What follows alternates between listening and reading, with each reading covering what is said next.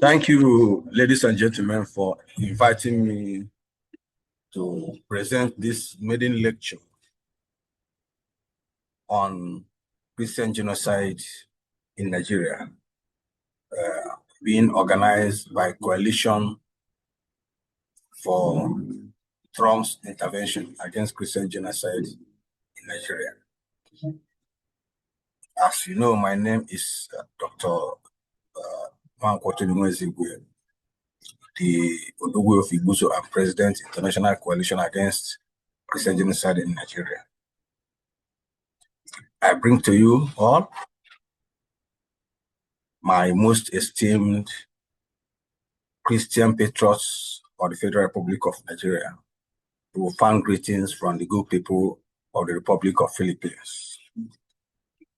The current state of Nigerian grooming experience are defined by undeniable genocide perpetrated by state-sponsored Muslim terrorists under different names: impudent persecution, discrimination, and alienation from federal administration. Is likened to the Egyptian experience of the Israelites under oppressive pharaohs, in which Moses emerged as the liberator of his people. This is the position the President of the United States of America, President Donald J. Trump, stands today in the lives of Nigerian Christians in respect of his intervention to put an end to the heinous crime of genocide against Christians in Nigeria. This lecture was already fixed before the eventful day of December 25th, 2025 American time, when our amiable President of the United States of America, Donald Trump, showered us with a special Christmas gift of airstrikes against those killing our people for no other reason than the fact that we are Christians. No other reason, the fact that we are Christians. It is in honor of this momentous act that I decided to change the original title to Legitimatizing President Donald Trump's airstrikes against Islamic terrorists in Nigeria. Legitimatizing President Donald Trump's airstrike against Islamic terrorists in Nigeria. One of the most favorable, memorable take-home gifts from President Donald Trump, in fact, to Nigerian Christians from his statement on the recent airstrike against Lakurawa terrorists in Sokoto State, is a clear message that his action was predicated on the objective of ending Christian genocide in Nigeria. This is a clear victory for Nigerian Christians against those who attempt to impose the false narratives that there's no Christian genocide in Nigeria. Those Christian leaders and Muslims who shamelessly incline towards this false narrative, that because some Muslims were killed, the issue of Christian genocide does not stand the test of facts or test of evidence, have not first informed us the evidence of Christians killing Muslims.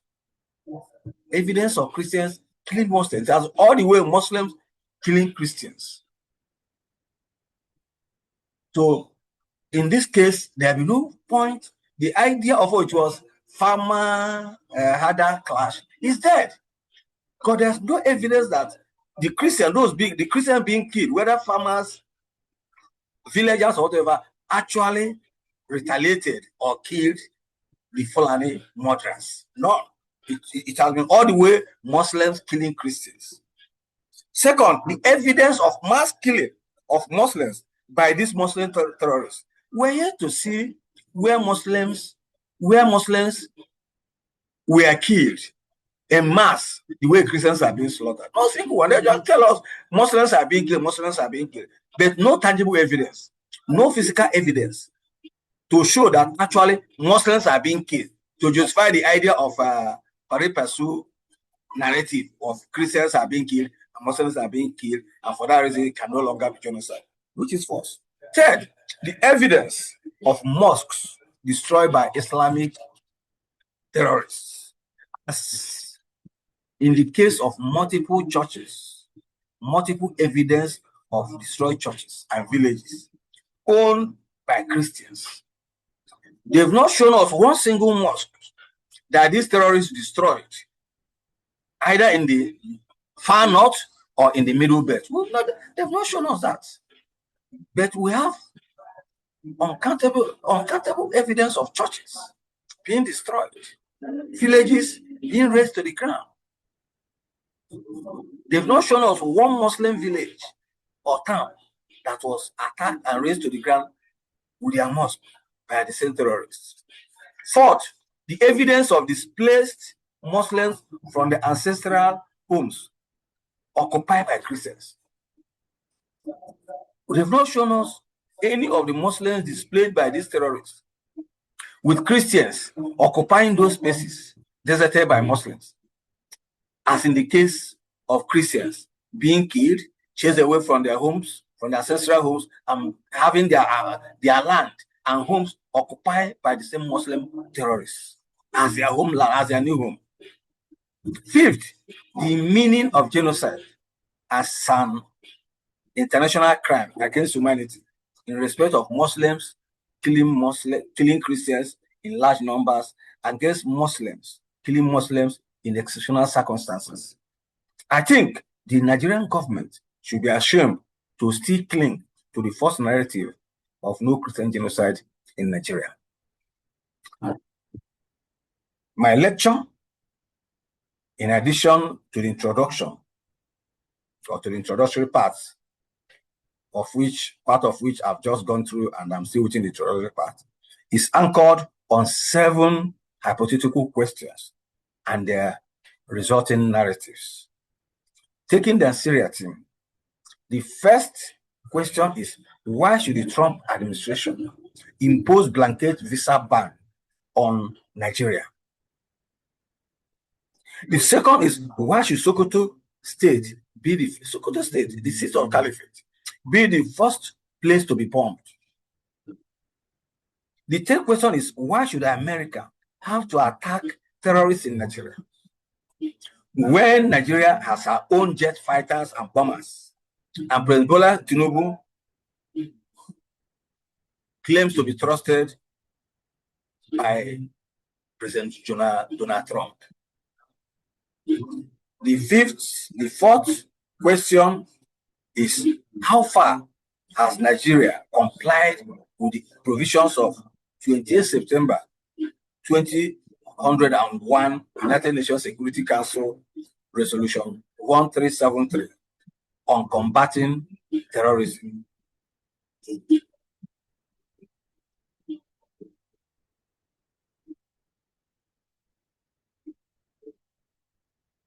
The fifth question is, does international humanitarian law, under the principle of the responsibility to protect, permit America to cross the boundaries of Nigeria's sovereignty to intervene militarily? The fifth question is, how far do the actions of some Nigerian Christian leaders encourage or discourage Christian genocide in Nigeria?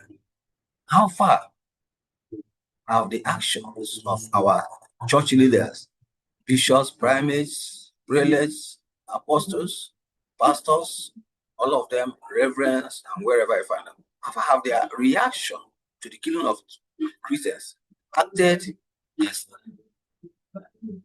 an encouragement to the continuation of killing of Christians?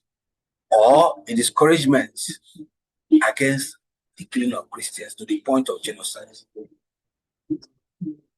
The seventh and final question, which summarizes the conclusion, is what are the cardinal demands of Nigerian Christians today concerning the ongoing genocide against them and the roadmap to sustainable peace and security in Nigeria.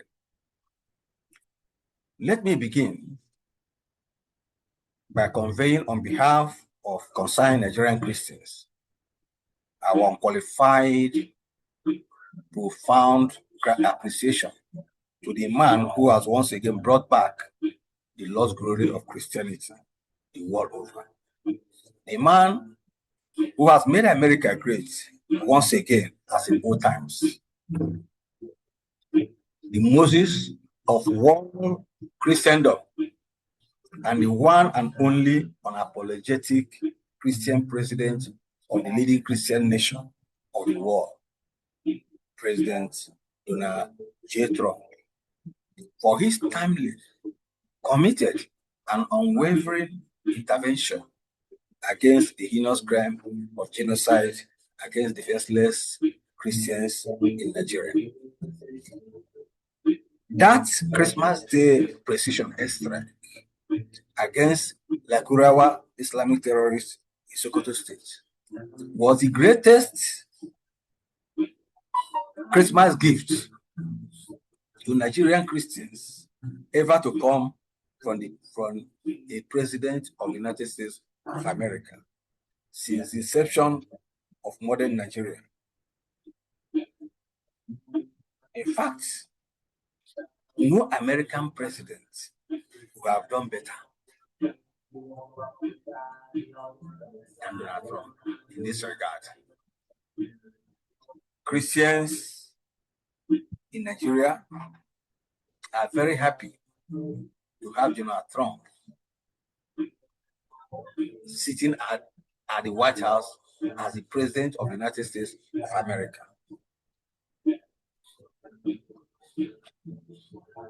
Concerned and persecuted, no American president, concerned and persecuted Christians, as I've always said,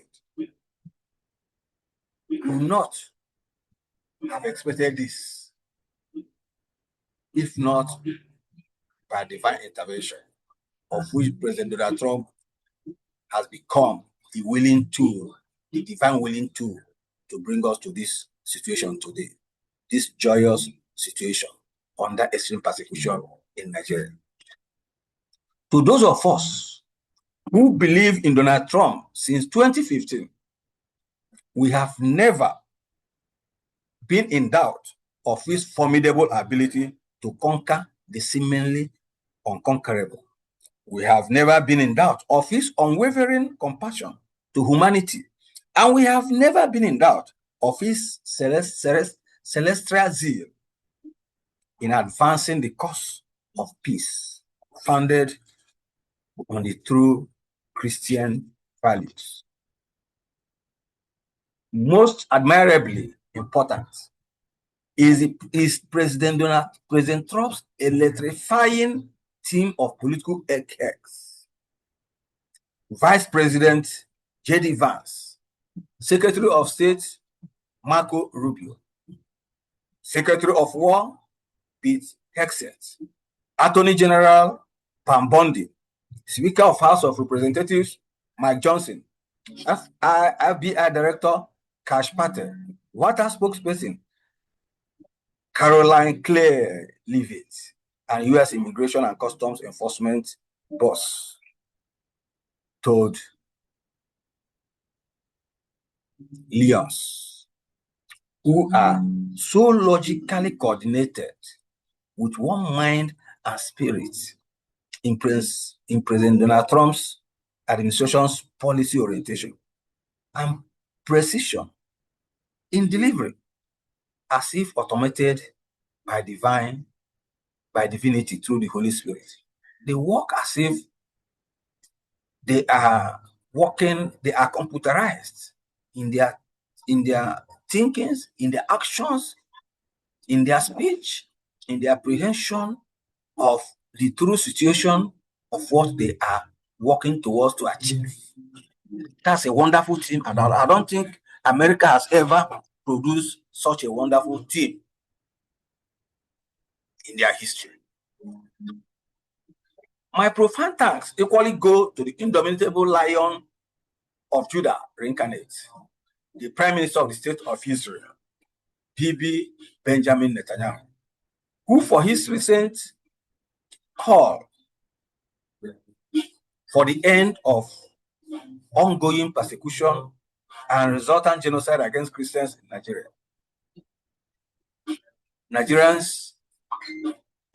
Christians in Nigeria have now renewed their faith in the ability of the State of Israel to come to their aid at any point in time of trial in their history. Nigerian Christians are hopeful that with Prime Minister Netanyahu's characteristics, common progressive mindset with President Donald Trump, more tangible actions definitely come from him in respect of putting these terrorists, these are Hydra-headed terrorists, in their proper places. Let me state unequivocally that the fundamental reaction of Nigerian Christians, I mean the truly and faithful Nigerian Christians, and not the disciples of Judas Iscariot among them, to the indomitable President Donald Trump's decision to carry out precision airstrike against Sokoto State-based Lakurawa Islamic terrorists on Christmas Day is that of unbound celebrations for a divine-inspired intervention. The Holy Bible tells us in Acts of the Apostles,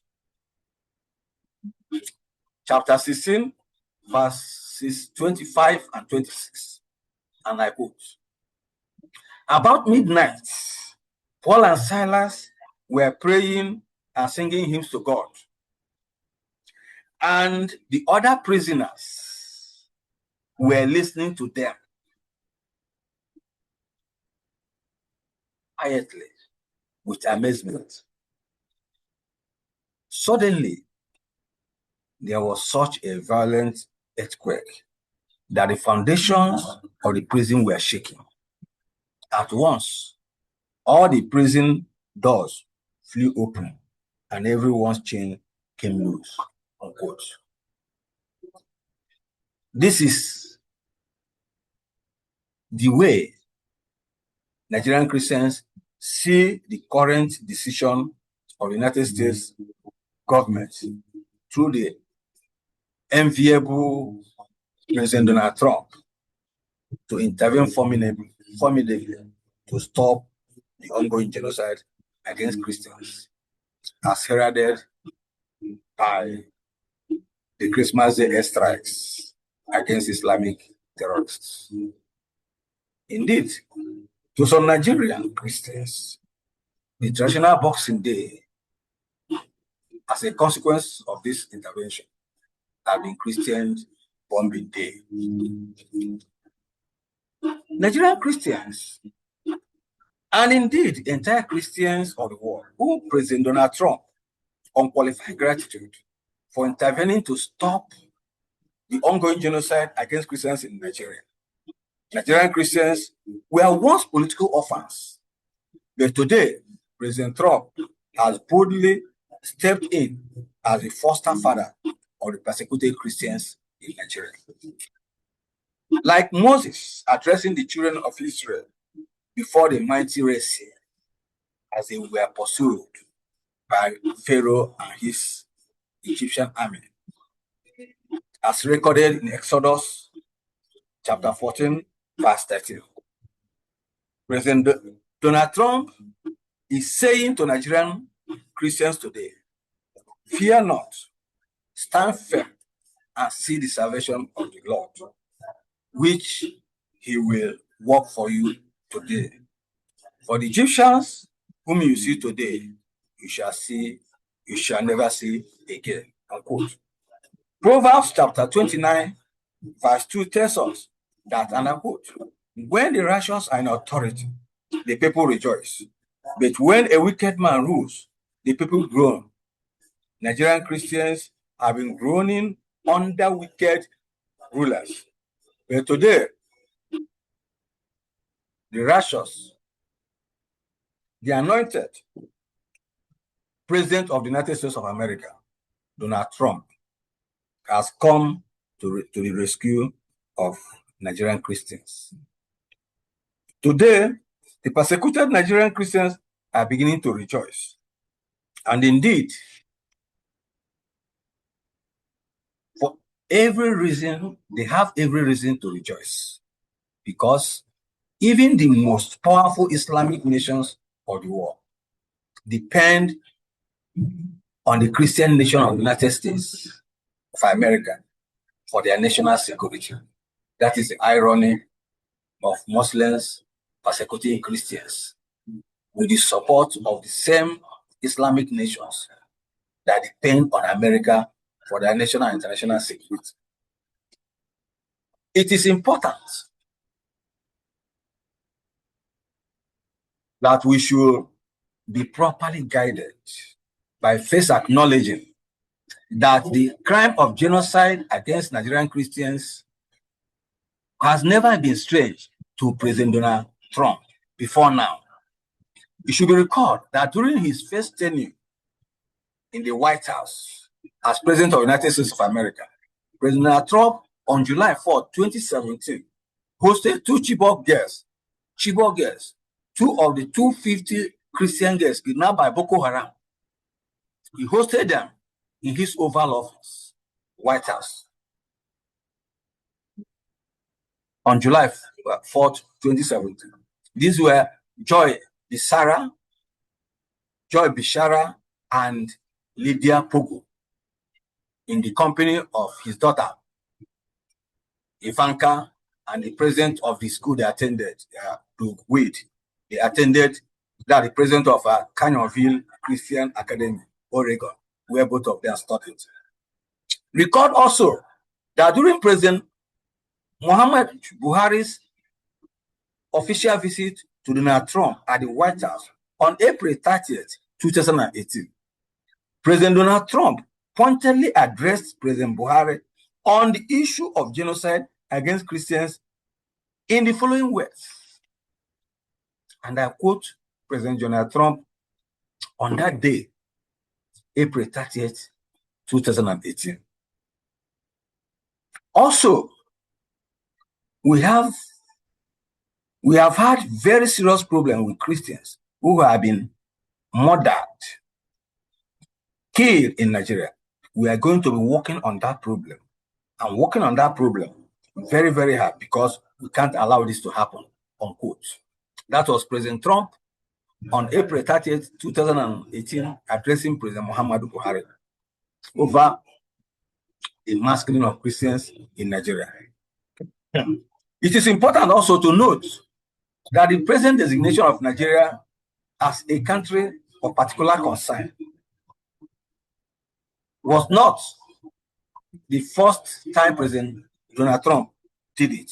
On December 11, 2020, the White House press secretary released a press statement announcing the designation of Nigeria as a country of particular concern over religious persecution of Christians. This status was subsequently and quickly reversed by President Joe Biden as soon as he took office on the advice of his pro-Muslim aides, those that surrounded him. Two, let's go to the second question. Why impose blanket visa ban on Nigeria? The question, which has lately arisen among Nigerian Christians following the inclusion of Nigeria in the list of countries clamped with visa ban by the United States of America in the face of the obvious overwhelming evidence of Christian genocide in the country, is why make it general instead of restricting it to those connected with terrorism and genocide in Nigeria? No, that's the question people are asking. Why? Making it general. The answer is clearly explained by the fact that even the Christians who are suffering the persecution themselves are not doing much or exerting any form of pressure against the federal government. They are not doing much. The Christian leaders are not doing much. As I've always said, as I've always stated, the day the entire Nigerian Christian leaders decide to stop this nonsense is the day they will all choose with one voice, with one action, and with one accord to troop into the streets of Nigerian cities and demand an end to this impunity. Until they do it, our only hope will rely on President Trump's intervention, putting the boots on ground. My request in this instance is that the American government, in applying the exception to the rule in both the cases of government officials and those supposed to serve American interests, special note should be taken of those Nigerian Christian leaders who are choosing to deny Christian genocide in their country and take satanic delight in acting as image launderers for the roguish federal government of Nigeria, of which the Catholic Bishop of Sokoto Diocese, Right Reverend Matthew Hassan Kuka, the President of Christian Association, Archbishop Daniel Oko, and the President of Pentecostal Fellowship of Nigeria, PFM, Bishop Wale Oke, are the leading Judas Iscariot agents against Christian genocide in Nigeria. Ridiculously, Bishop Wale Oke was recently appointed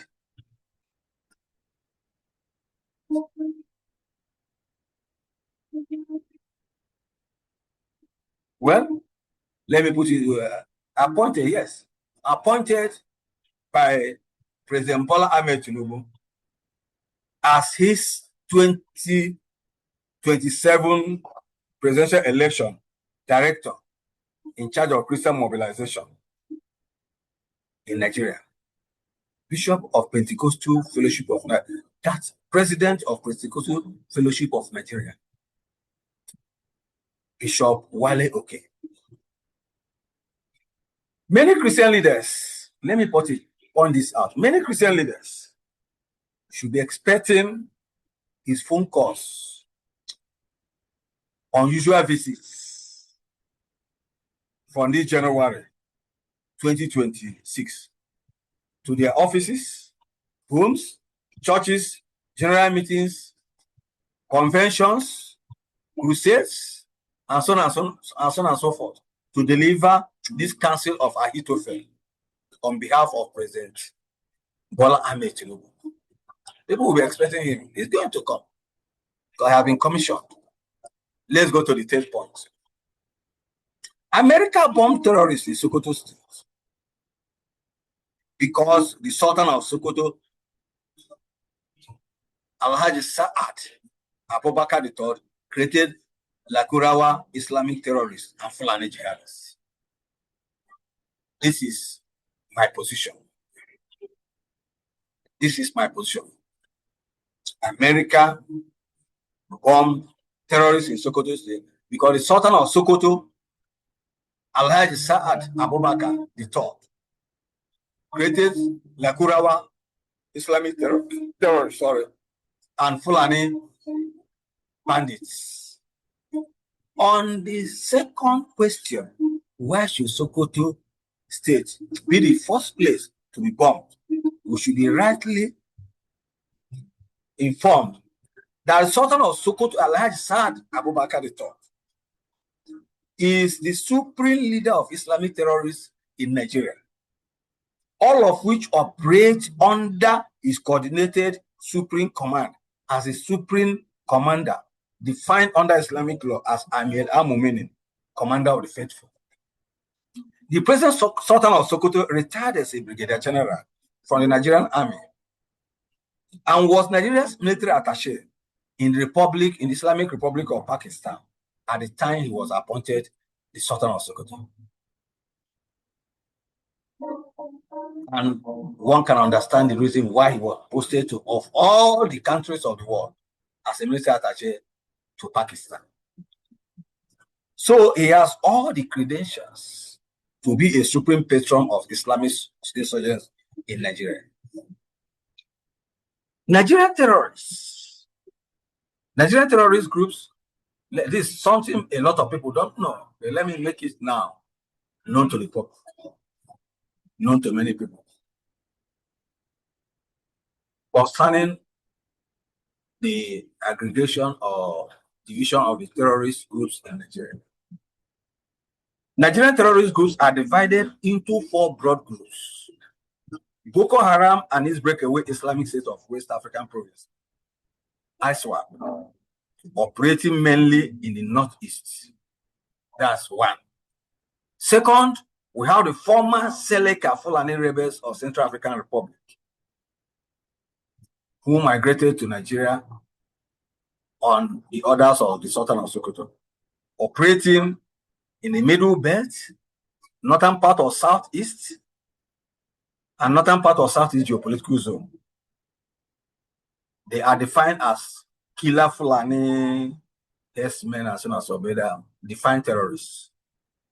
Third, the Zamfara-based bandits operating around Zamfara, Katsina, parts of Kaduna, Niger, Kwara, and Kogi states, including Abuja, the Federal Capital Territory, most of whom were recruited in 2014 from Sahel West African countries such as Niger, Mali, Burkina Faso, Senegal, and Guinea to cause mayhem against Christians in the event of President Goodluck Jonathan, refusing to accept the rigged 2015 presidential election.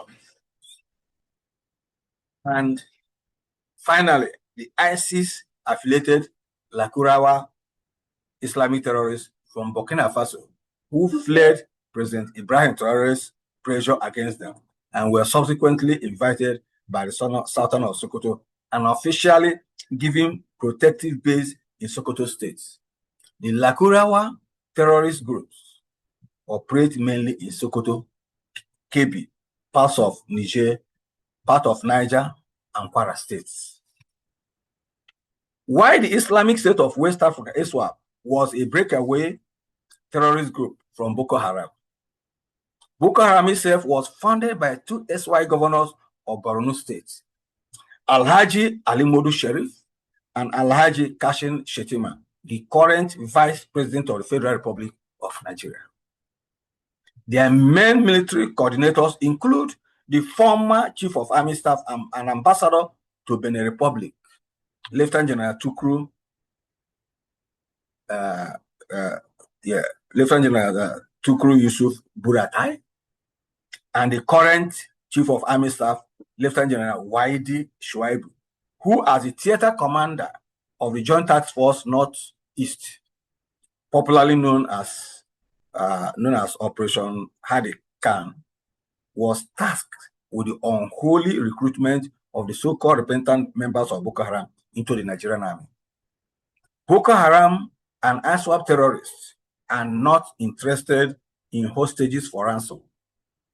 Their main objectives are conquest and Islamization. So they want to conquer Nigeria and turn Nigeria into an Islamic state. That is these are their major objectives: conquer and Islamize. Then turn the Nigeria into an Islamic state. These are their objectives.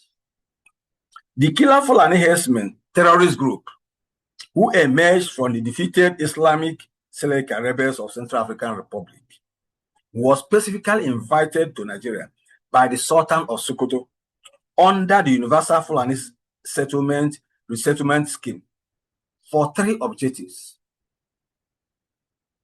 to kill, conquer, and occupy.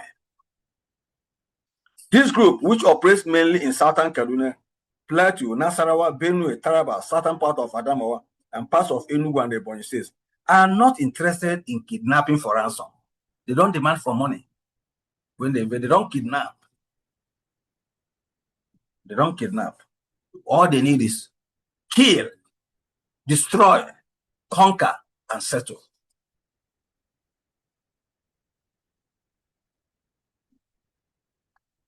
Their coordinators include the eccentric former governor of Kaduna State, Malam Nasir El-Rufai, as a leader, who once boasted that those who are insisting on foreign intervention to confront Islamic terrorists in Nigeria will have those foreign troops in body bags. Alhaji Issa Ibrahim Pantami, an Islamic cleric, who as Minister of Communication and Digital Economy under President Muhammadu Buhari, was responsible for the registration and issuance of national identity card to these foreign Fulani invaders. The current National Security Advisor to President Bola Ahmed Tinubu, Malam Nuhu Ribadu, and Sheikh Sani Yahaya Jingre, the main operation coordinator of killer Fulani herdsmen in Plateau, Nasarawa, and Benue states. These are the major ones there. These are the leaders. As a refugee in the eastern region of Republic of Cameroon, I had the opportunity of interacting with some of these former Seleke rebels during my protective hospital admission in both the district hospital in Betua and the regional hospital, district hospital in Baturi and regional hospital in Betua, the regional capital of the eastern region of the Republic of Cameroon. I stayed with them. I had the opportunity to interact with them because very close to is one of their major refugee camps at Kenzu on the way to Central African Republic. Kenzu had a very large refugee camp there. So these two hospitals cater for their own interests. And Betua is the headquarters of eastern region of Republic of Cameroon, bordering Republic of Congo and Central African Republic. So I was there in the hospital with them. Several times they made attempts on my life, even giving me lethal injection while I was sleeping. God said I will not die there. So I was put there by United Nations High Commission for Refugees in 2008. This was my experience in 2008.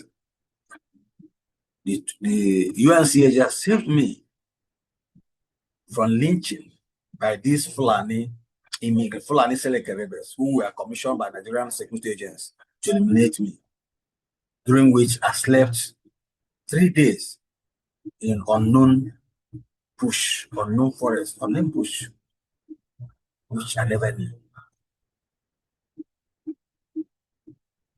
I also interacted with them in the temporary refugee shelter in Betua.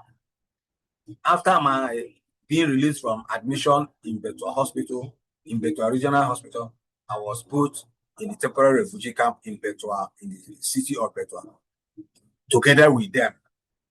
The Seleke rebels and even the anti-Balaka, some of them were in the same temporary refugee camp in Betua. It was from Betua. The United Nations High Commission for Refugees issued me a United Nations Central African Republic identity document, which enabled me to enter Central African Republic. Then I was deported back.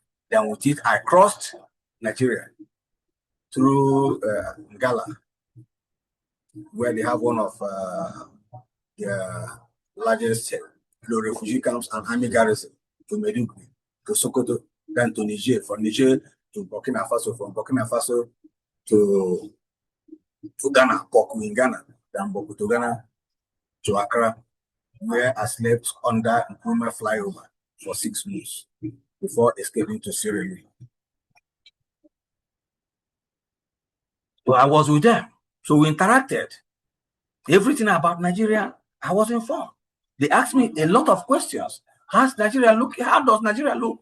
That are planning to relocate them to Nigeria. This is from personal experience.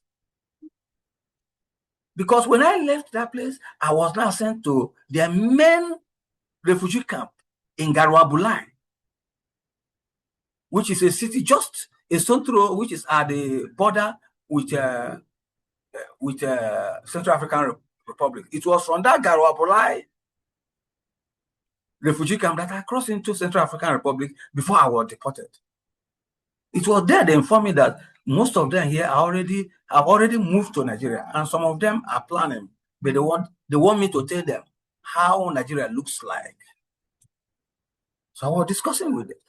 So that is the issue of the present Fulani people ravaging Middle Belt, Benue State, Plateau State, Kaduna State, and so on and so forth. So I also interacted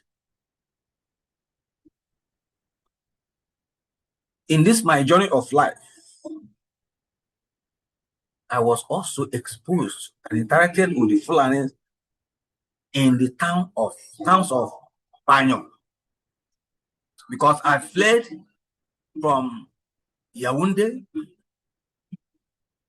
to Douala, from Douala to Bafoussam, and then to Bafoussam to Banyo. From Banyo to Tibati to Ngandere, from Ndangere to Garwabulai to Betua to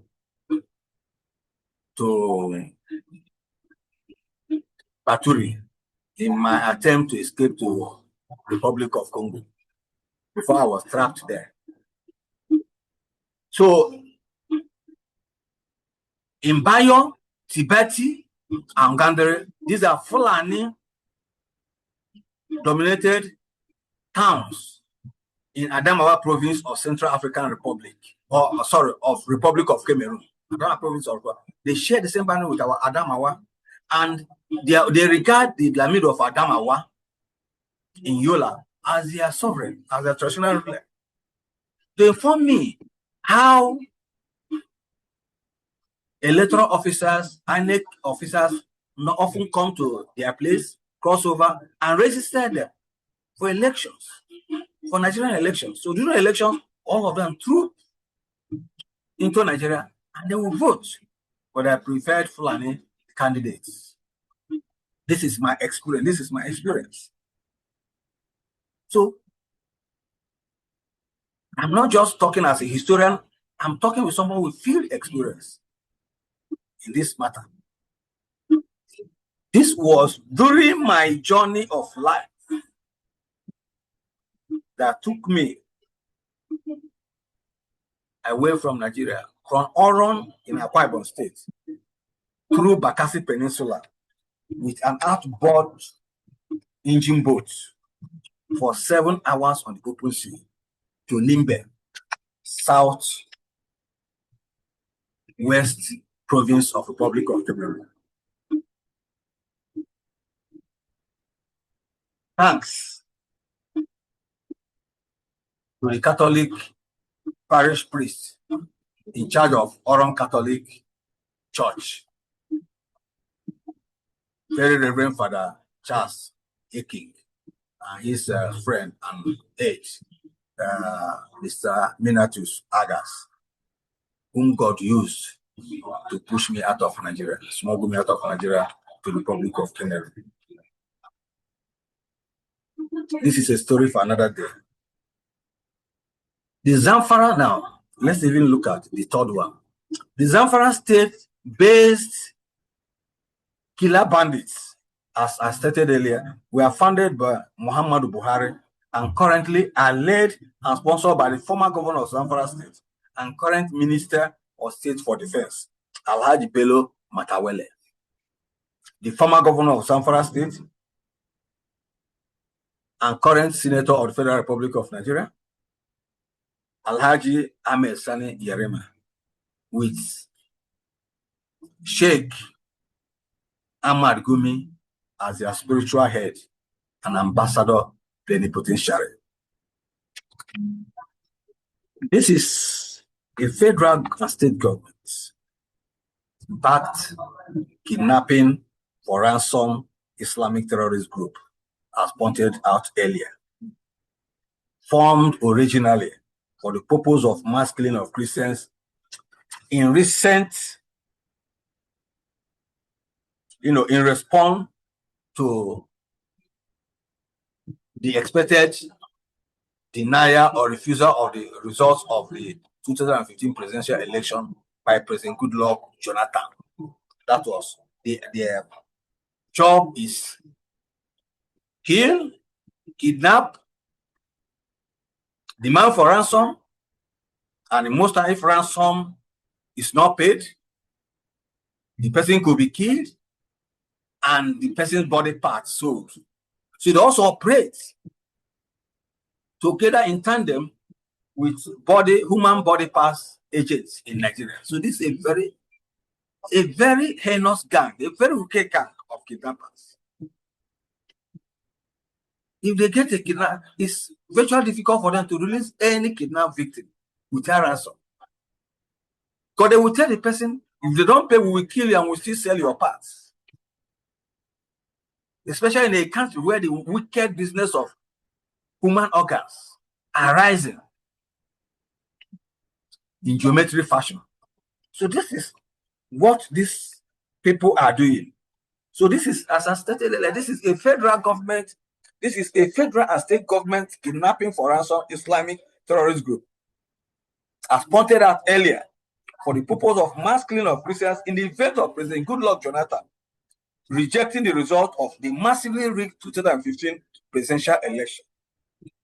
They are officially permitted to operate with impunity without the least hindrance from Nigerian security agencies, and oftentimes permitted to kidnap their victims under cooperation with federal and state government agents with the intent of collecting ransoms from the federal government. The activities further serve, this is very, very important. The activities further serve as a protective cover for illegal gold mining in Zamfara State, being operated by prominent Muslim northerners and some retired Muslim military officers then in Nasarawa State, these are the people even who help to transport and supply the arms and ammunition for the operations. As earlier pointed out, the Lakurawa terrorist was created by the present Sultan of Sokoto, Alhaji Saad Abubakar III, from Burkina Faso. Those terrorists who were operating from Burkina Faso and found the heat of Captain Ibrahim Traore's assault on them too much for them, decided to move away, and they were subsequently provided a base in Sokoto State with the former Minister of Justice and Attorney General of the Federation, Alhaji Abubakar Malami, as the chief coordinator of this terrorist group. They were officially immune to attacks by Nigerian security agencies on the orders of Sultan of Sokoto. So we could see Nigerian security agencies operating in Zamfara, in other parts of the country, but none was allowed to operate in Sokoto State under the protection, under the command of the Sultan of Sokoto. It should be recalled that Lakurawa terrorist group, before abducting the 24 girls of government girls comprehensive secondary school in Maga, Kebbi State, on November 17, 2025, they informed the Sokoto, the Kebbi State government, that they were coming to kidnap the girls, the school girls. They informed the Sokoto, and they informed the Kebbi State government that they were coming to kidnap the school girls. And the Kebbi State government, in their own response, decided to post a contingent of soldiers to guide the school. So they were informed. They decided to guide the school. Guess what happened? The girls were withdrawn and the students abducted with and ransom paid, and government paid ransom with undisclosed amounts. What happened? Ridiculously, 24 hours before the abduction took place, the Sultan of Sokoto, through Abubakar Malami, demanded that the soldiers be withdrawn, and the soldiers were withdrawn. This issue has been raised at the National Assembly. Tell us who ordered the soldiers to leave that secondary school to allow the terrorists kidnap them. The National Assembly has not been informed. If they were informed, the public has not been informed. The federal government, Tinubu government, has not informed us. Who ordered them? Who ordered the soldiers out to allow the terrorists kidnap the 24 girls? Not informed up to today. And the same government will tell us they are fighting terrorism in Nigeria. They will tell us there's nothing like Christian genocide in Nigeria.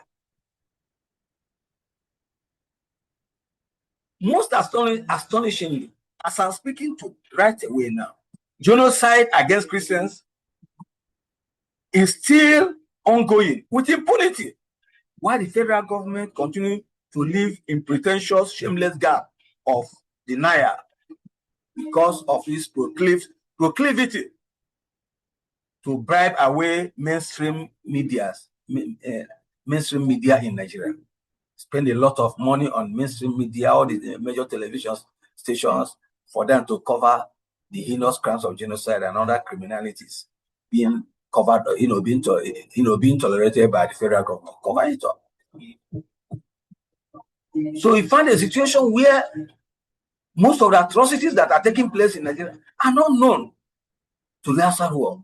Thank God to the few outlets that were able to escape to the knowledge of the public through the social media. Thank God. Otherwise, we would end up one day and they will tell us that all the Christians in Nigeria have been killed and no trace, nothing.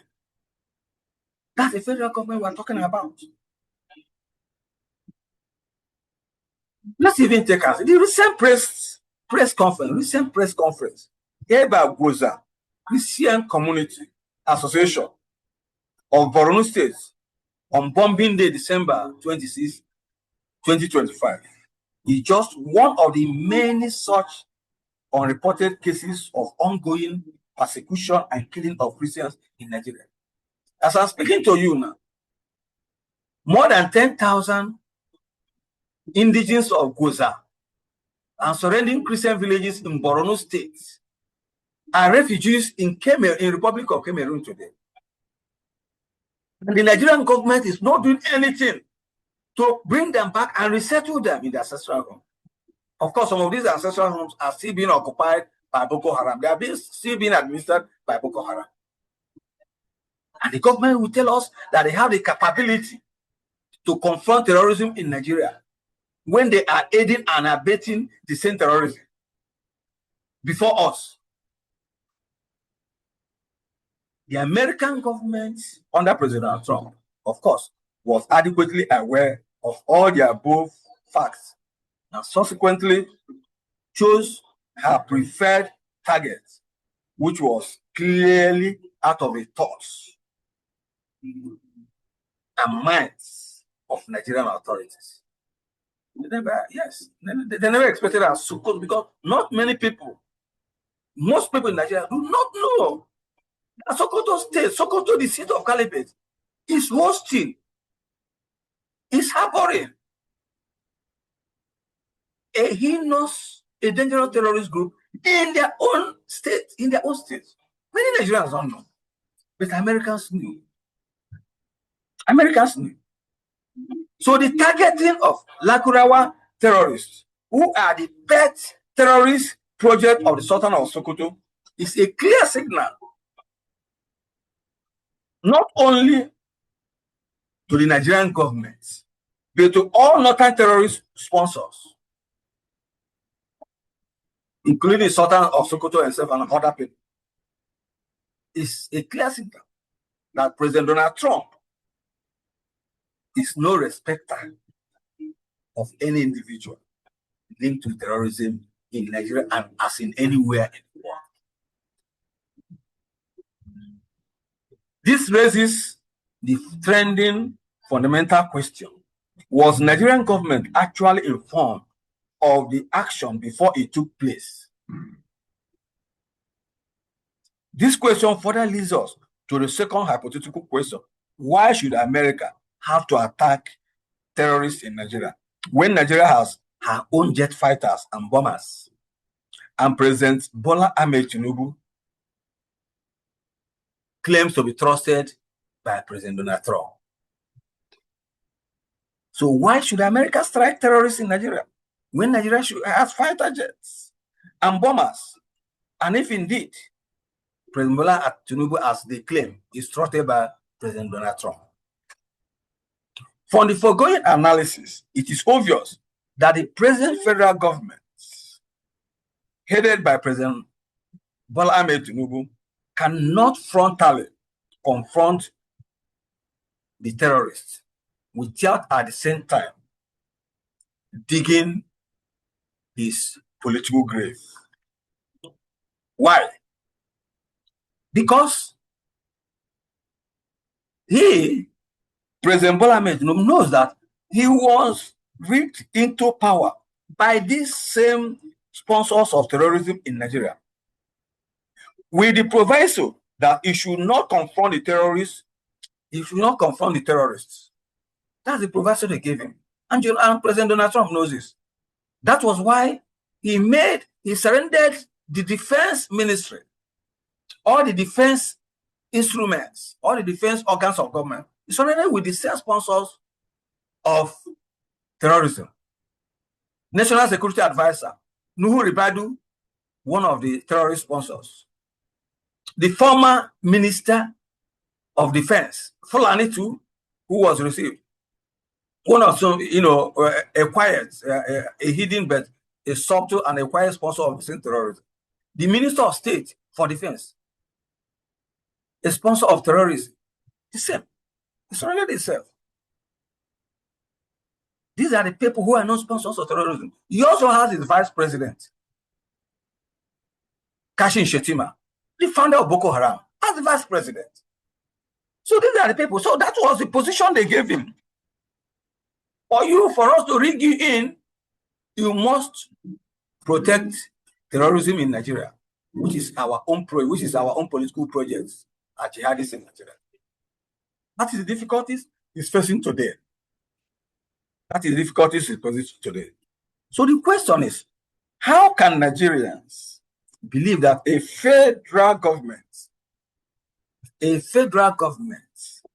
with Alhaji Kashim Shettima, a half Kanuri, half Fulani, and co-founder of Boko Haram terrorist group, as vice president of the Federal Republic of Nigeria, Nuhu Ribadu, a Fulani and sponsor of Islamic terrorists, as the National Security Advisor, and Alhaji Bello Matawele, a Fulani and sponsor of Islamic terrorism in Nigeria, as the Minister of State for Defense,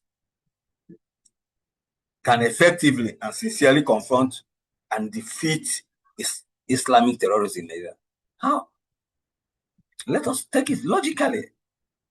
These are the people who are at the center of policy making in Nigeria, both in defense matters and in administrative matters, in general policy matters. And we think with this set of people, terrorism can be stopped in Nigeria.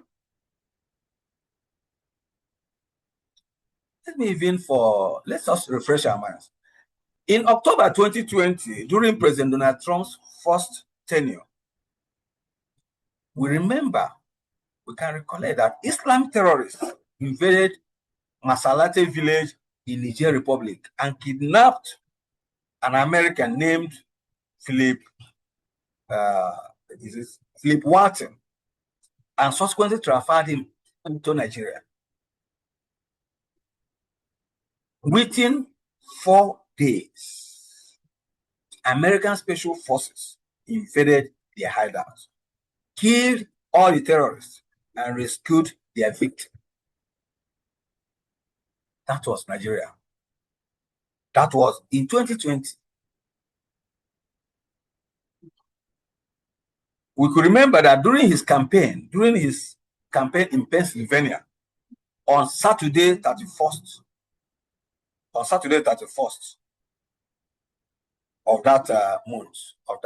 that month, 2020, President Trump had this to say concerning that operation, of that rescue operation. And I quote him: "Last night, at my direction, the United States military conducted a successful operation to rescue an American hostage in Nigeria, kidnapped just 96 hours earlier. United States Special Forces executed a daring nighttime operation to rescue their fellow Americans with exceptional skill, precision, and bravery." Unquote.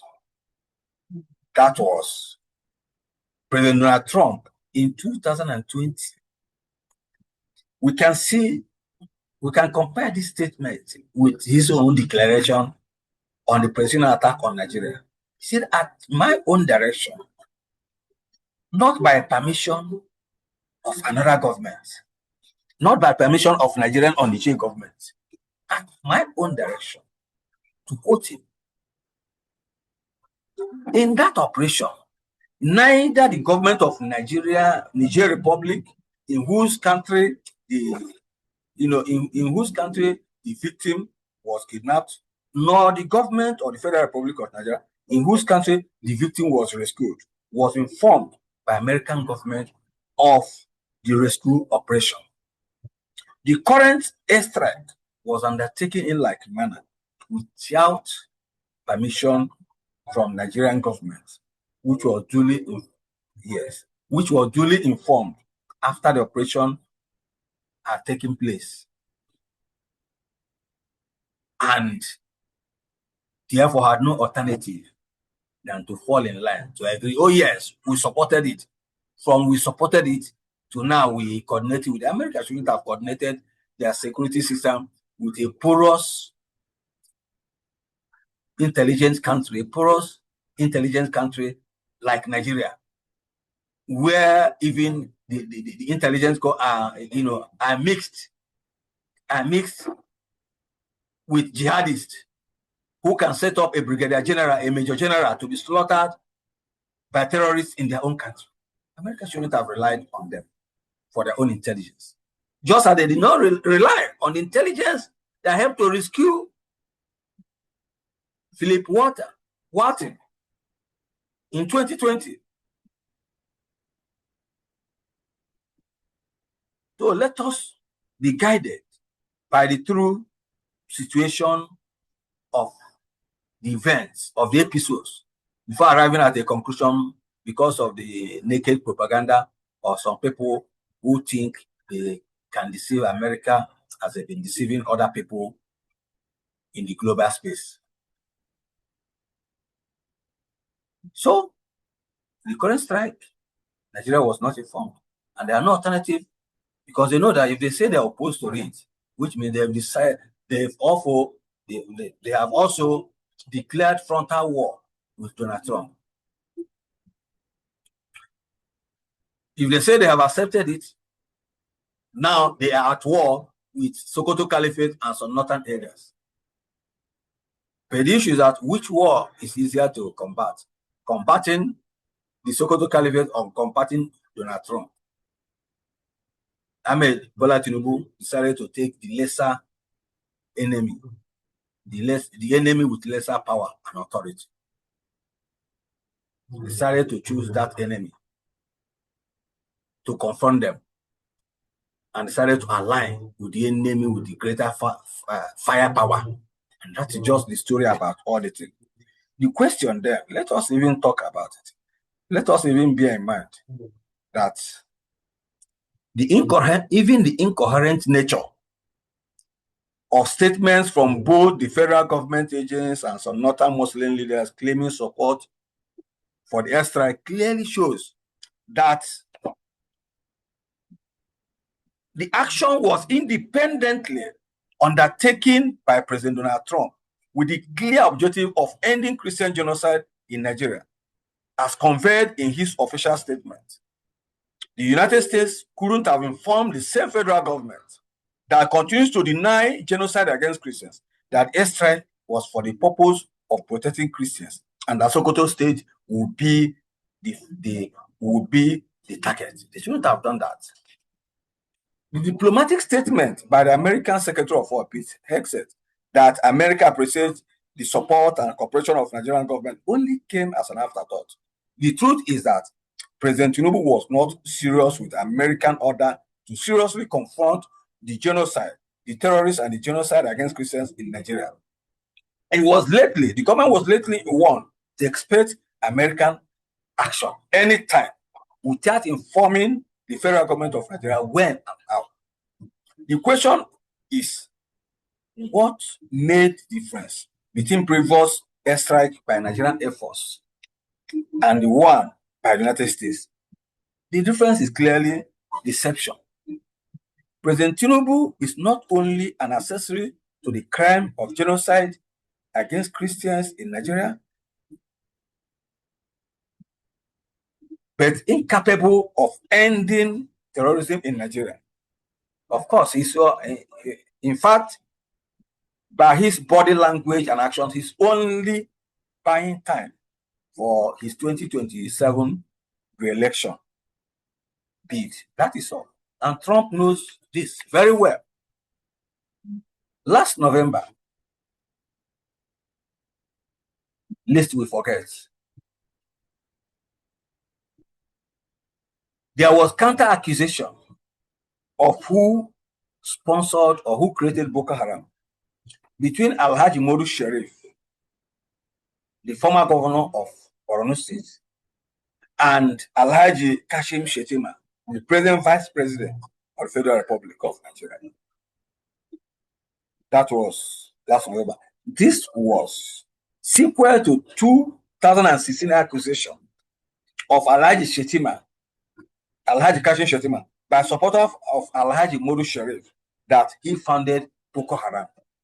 So within their camp, they know there are counter accusations. It's not like people from outside imposing that narrative on them. This is a situation where they themselves constructed the narrative and then are countering it against themselves, and so on and so forth, imposing it and countering it among themselves. So we are strangers in this issue of those who founded Boko Haram, for the thoughts themselves are now fighting over, denying and accusing who among them actually founded Boko Haram insurgency in Nigeria. These are facts. Does it need government or does it need any other evidence to prove that the present vice president of the Federal Republic of Nigeria is a major sponsor of terrorism in Nigeria, and yet is occupying the second place in Nigerian government today? All we know is that both men were former governors of Borno State, and both of them had personal relationship with leaders of Boko Haram, both in pictures, both in photos, and even video clips. These are everywhere on the social media. So the issue of formation of Boko Haram by these people is very, very clear. Indeed, the program of integrating, the idea and program of integrating so-called repentant Boko Harams, integrating them and even configuring them into Nigeria was initiated by the current vice president when he was governor, Alhaji Kashim Shettima. He initiated it and started implementing it. This is the same man who is the vice president of the Federal Republic of Nigeria today. And we expect the same government to confront Muslim terrorists frontally with its objective. Let us be logical. Let us be sincere in this matter. Unless this man is removed as vice president, Nigerian Christians should forget the end of Christian genocide without concrete American intervention. President Tinubu should ask him to resign and appoint a middle belt Christian as vice president for equity and religious balance, if he is sincere in his objective of ending terrorism in Nigeria. Not long ago, some Fulani bandits were arrested in Kwara State, and they confessed to being armed by a very high government official in Abuja. That high government official turned out to be the Fulani-born National Security Advisor, Malam Nuhu Ribadu, who willingly confessed to the crime. He said, yes, I provided them weapons. For what? Civilians, illiterate civilians. For what? That same Malam Nuhu Ribadu, that same Malam Nuhu Ribadu subordinates were those working in his office, his own staff. In his office as National Security Advisor, the soldiers, the military men working in his office were accused of planning coup against the present federal government, and they're still undergoing interrogation. That's the Nuhu Ribadu. So what is Bola Tinubu waiting to sack him? What is he waiting for before sacking him? With all this plethora of evidence before us, before the public space, undeniable. What is he waiting for? To sack him and dismiss him? Even if he lacks the capability, he lacks, the moral power to put him to trial, but he has to resign and leave.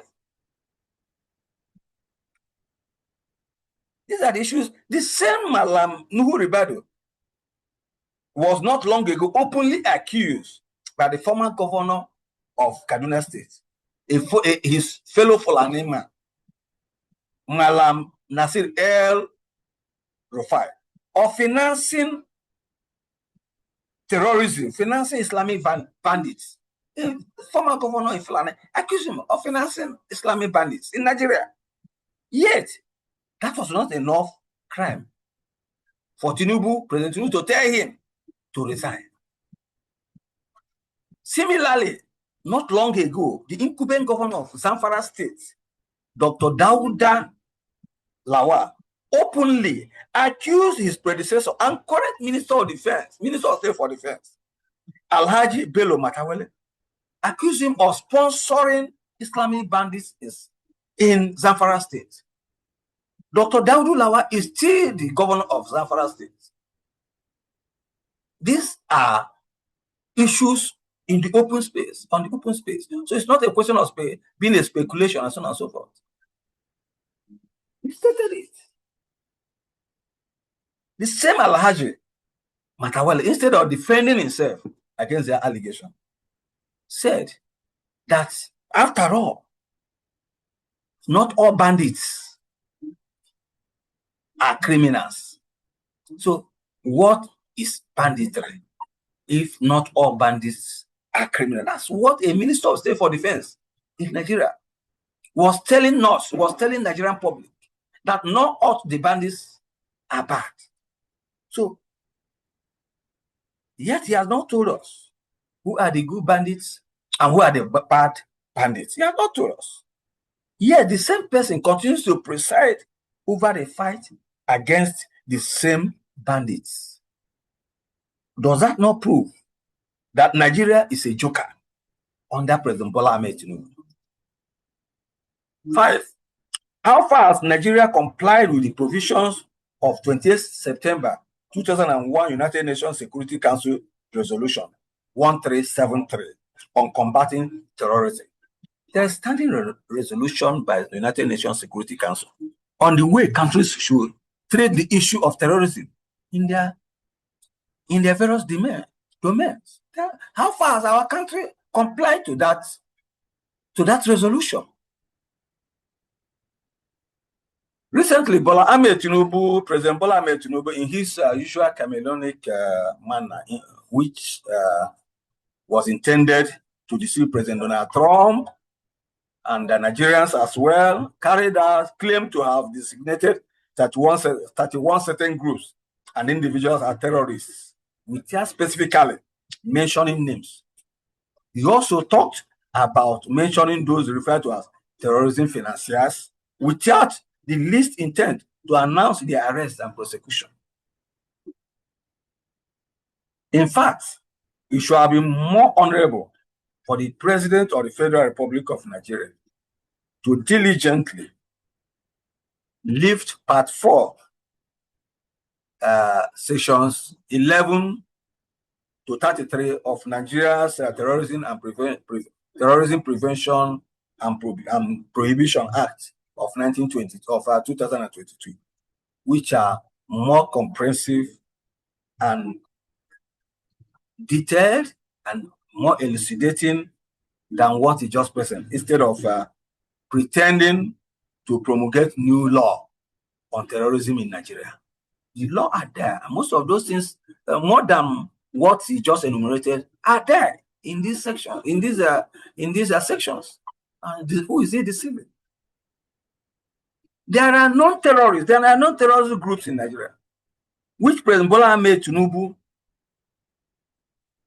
was expected to mention by their names, without belaboring Nigerians with long lists of potential political opponents and their supporters in readiness for 2027 elections. Don't be surprised that by the time election starts, a lot of his opponents will be arrested under this clause, all these lists he provided, both individuals and groups. Some of his supporters were arrested and clamped into detention without trial in the name of this, for political reasons. That's why we should not be surprised that that's the essence of those lists, not to combat terrorism, not to stop terrorism in Nigeria, not to discourage terrorism in Nigeria, because we know the sources of terrorism in Nigeria, and they are Muslims, northern Muslims, led by the Fulani oligarchy here in the country. So we know them.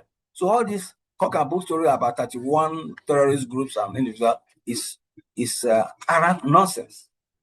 It's Arab nonsense. We know there are no terrorists. There are no terrorists, which we expect to hear. Without believable Nigerians, of course. The lists are there. Nigerians want President Ahmed to mention his name. Killer Fulani herdsmen, Fulani bandits, Lakurawa, Boko Haram, ISWAP, and their supporters. Nigerians want to hear such names as the Sultan of Sokoto, Alhaji Sa'ad Abubakar III, Alhaji Kashin Shetima, Alhaji Malanu Ribadu, Alhaji Bello Matawele, Sheikh Isa Pantami, Sheikh Ahmad Gumi, Malam Nasir El-Rufai, and Alhaji Abubakar Malami, among others, are sponsors of Islamic terrorism in Nigeria, and not Paul Burio, the change agents, miscalled as financiers of terrorism. Nigerians are not fools. We are not unintelligent.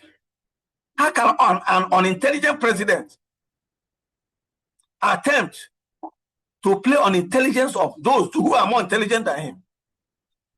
Nigerians were also expecting President Bola Ahmed Tinubu to ban the policy of repentant resettlement and settling, or whatever it calls, the policy of a repentant terrorists who are treated with red carpet attention instead of facing trial, while their victims languish in their graves and IDP camps.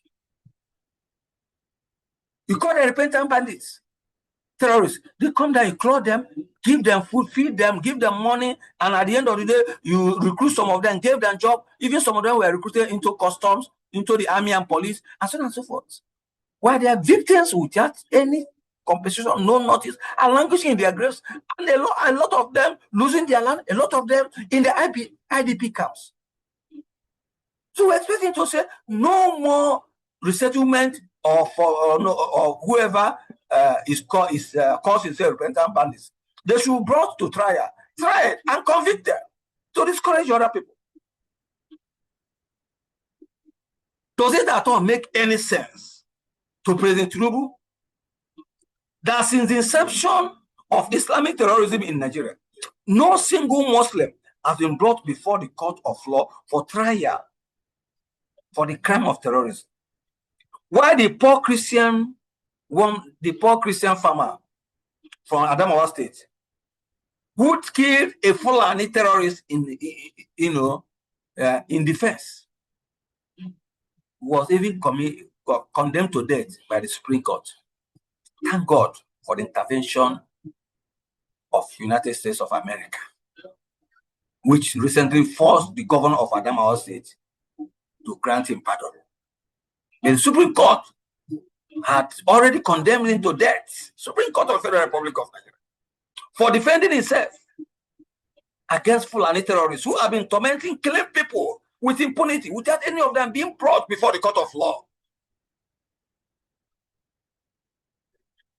And we say we have a working federal government here in Nigeria. And we are talking about a sovereign nation that cannot protect its citizens. And that's why with terrorists.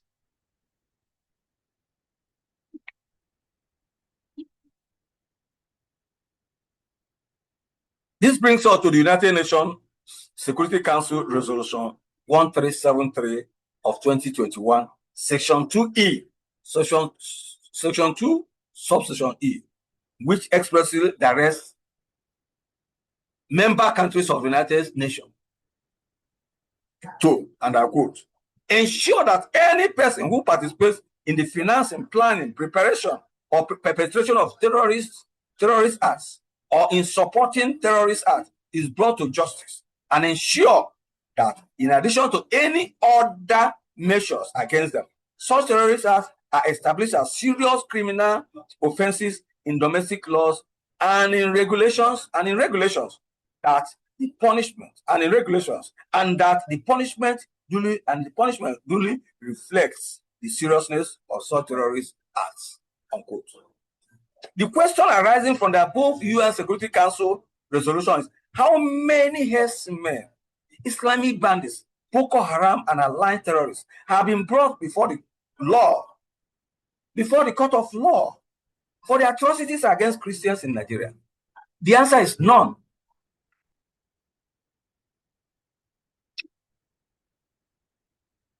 In June 2018, after the massacre of over 120 Christians by Fulani terrorists masquerading as herdsmen in 11 communities of Parkin Ladi, Riyom, and Jos South local government areas of Plateau State, the Fulani ethnic terrorist group named Mieti Allah Cattle Breeders Association of Nigeria, MARBAN, claimed responsibility to the crime.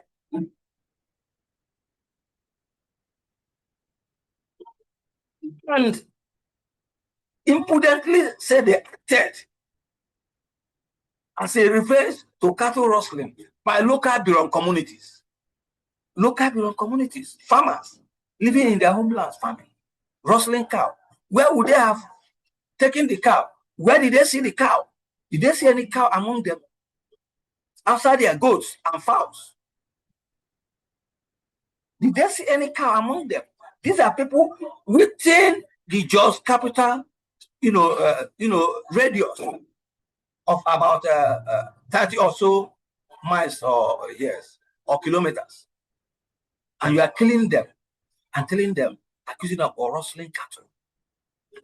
And you are moving freely in Nigeria, even with police escort, with Nigerian police escort.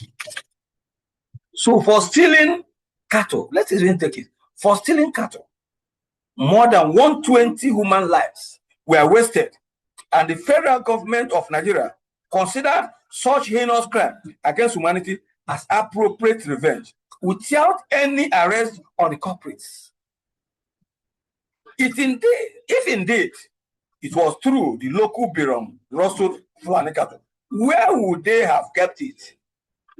In the same community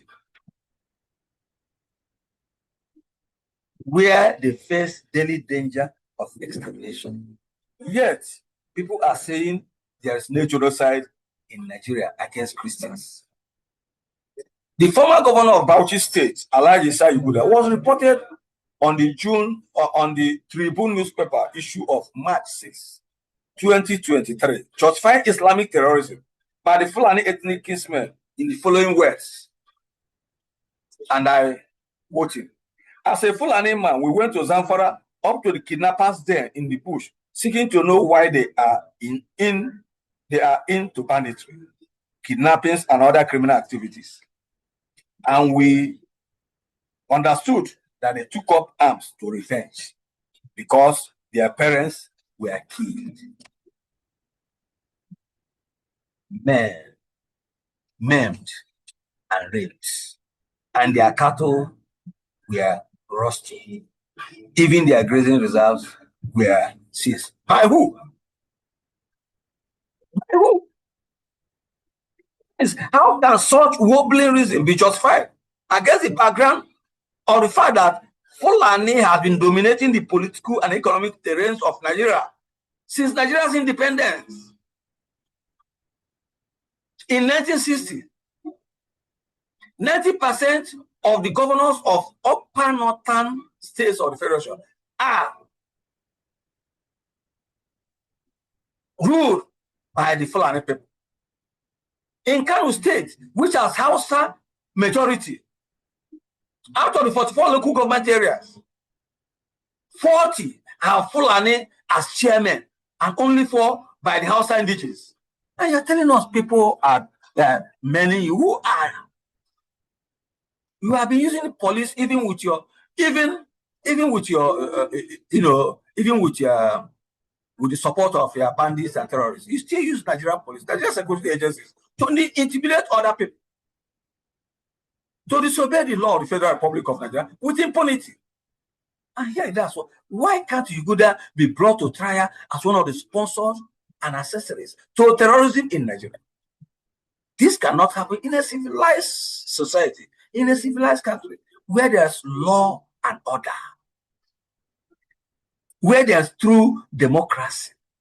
Somebody coming out, a former coming out to openly support the heinous activities of terrorists in his own country, giving flimsy excuses. And the person walks out free, like nothing will happen to him. And actually, that is their position. Nothing will happen to them. The question is this: how can we solve Nigerian problems under this kind of circumstance? We live in a country where terrorists in their full military gear, full military uniform, arms and ammunition,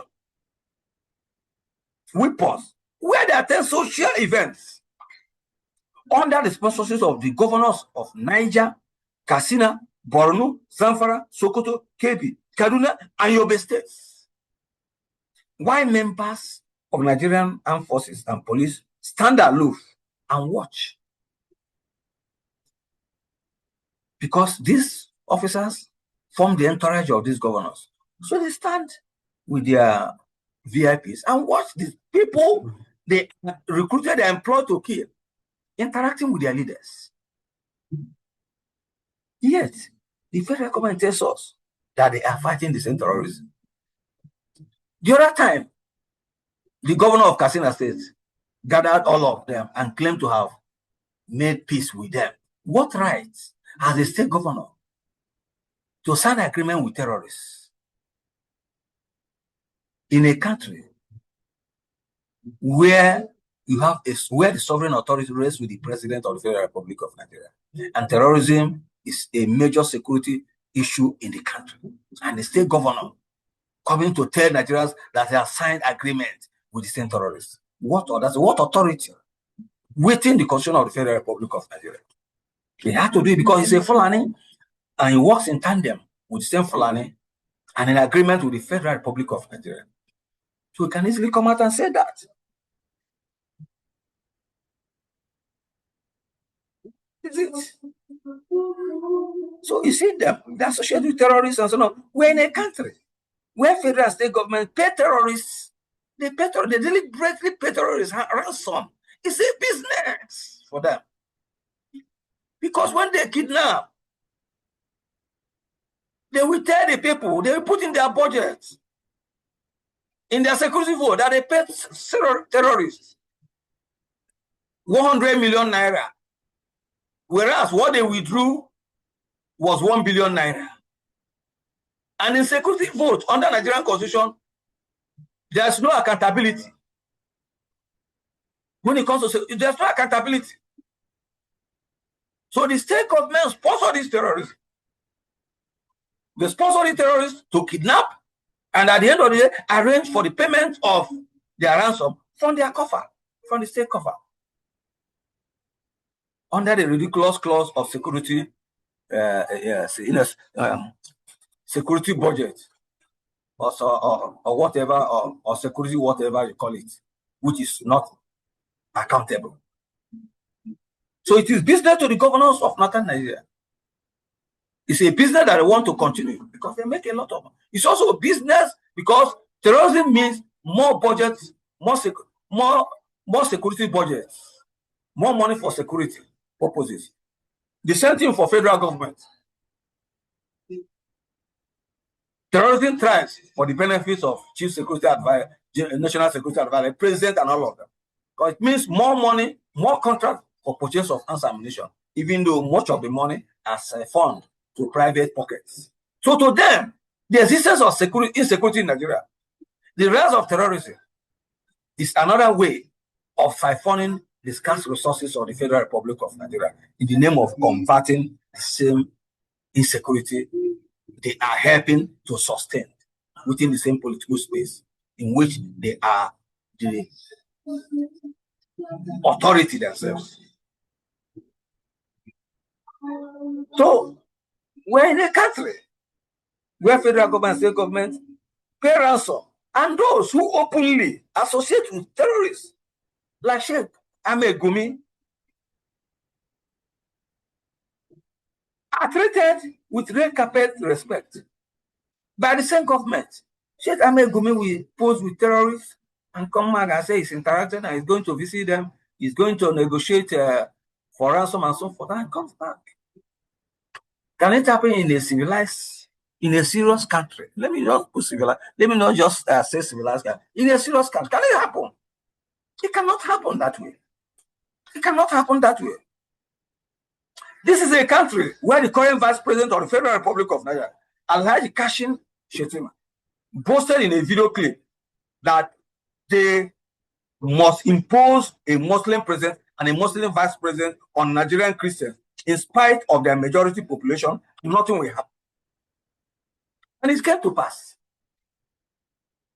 Of course, to them, nothing will happen. But today, thank God to President Donald Trump, it appears that something is happening. And they are quickly denying the crime of genocide against Christians. This is a country where, after Fulani terrorists have slaughtered over 30 Nigerian soldiers, blew up a rescue military helicopter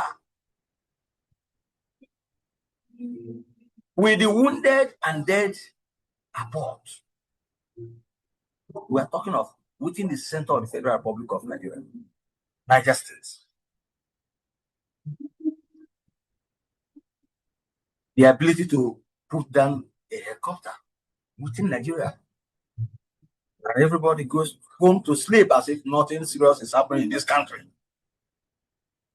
Blow the helicopter.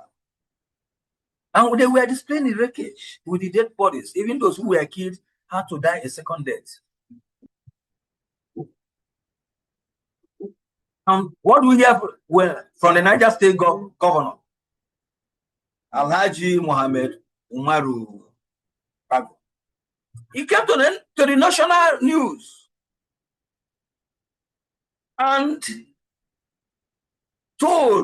advising Nigerian military that they should not retaliate against these bandits because they are his brothers. People who killed 30 of our soldiers and officers, blew up a rescue operation, killed the wounded, and killed even the dead the second time. You had the animal boldness to come to the public and tell Nigerian military that they should not retaliate against them. He even went to his vice president Alhaji Kashim Shetima, to tell him that he should tell the military not to retaliate against the people who killed our soldiers and shot down a military helicopter in Nigeria. It's in a video clip. So they're not hiding from it.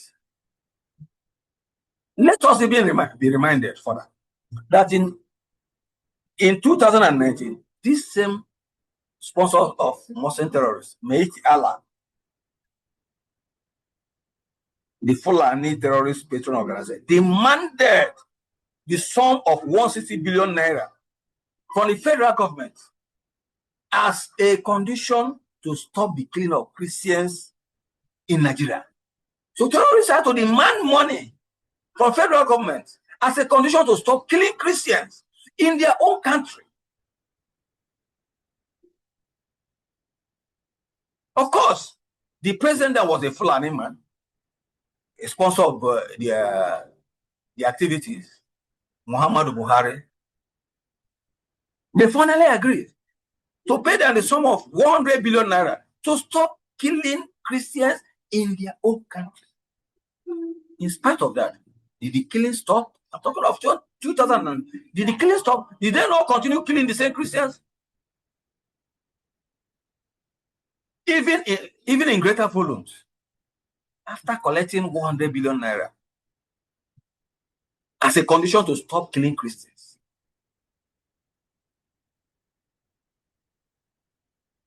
It should equally be recorded that between 2015 and 2024, that is a period of 10 years, the United States of America provided the federal government of Nigeria over 7.38 billion US dollars in aid to fight terrorism in Nigeria.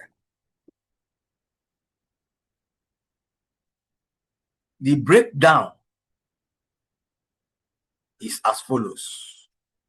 In 2015, 448.46 million US dollars was received by Nigeria from the United States of America. In 2016, 543 million US dollars was received. In 2017, 643 million US dollars was received. In 2018, 877 million US dollars was received. In 2019, 761 million dollars was received. In 2020, 880 million US dollars was received. In 2021, 922 million US dollars was received. In 222, 974 million US dollars was received.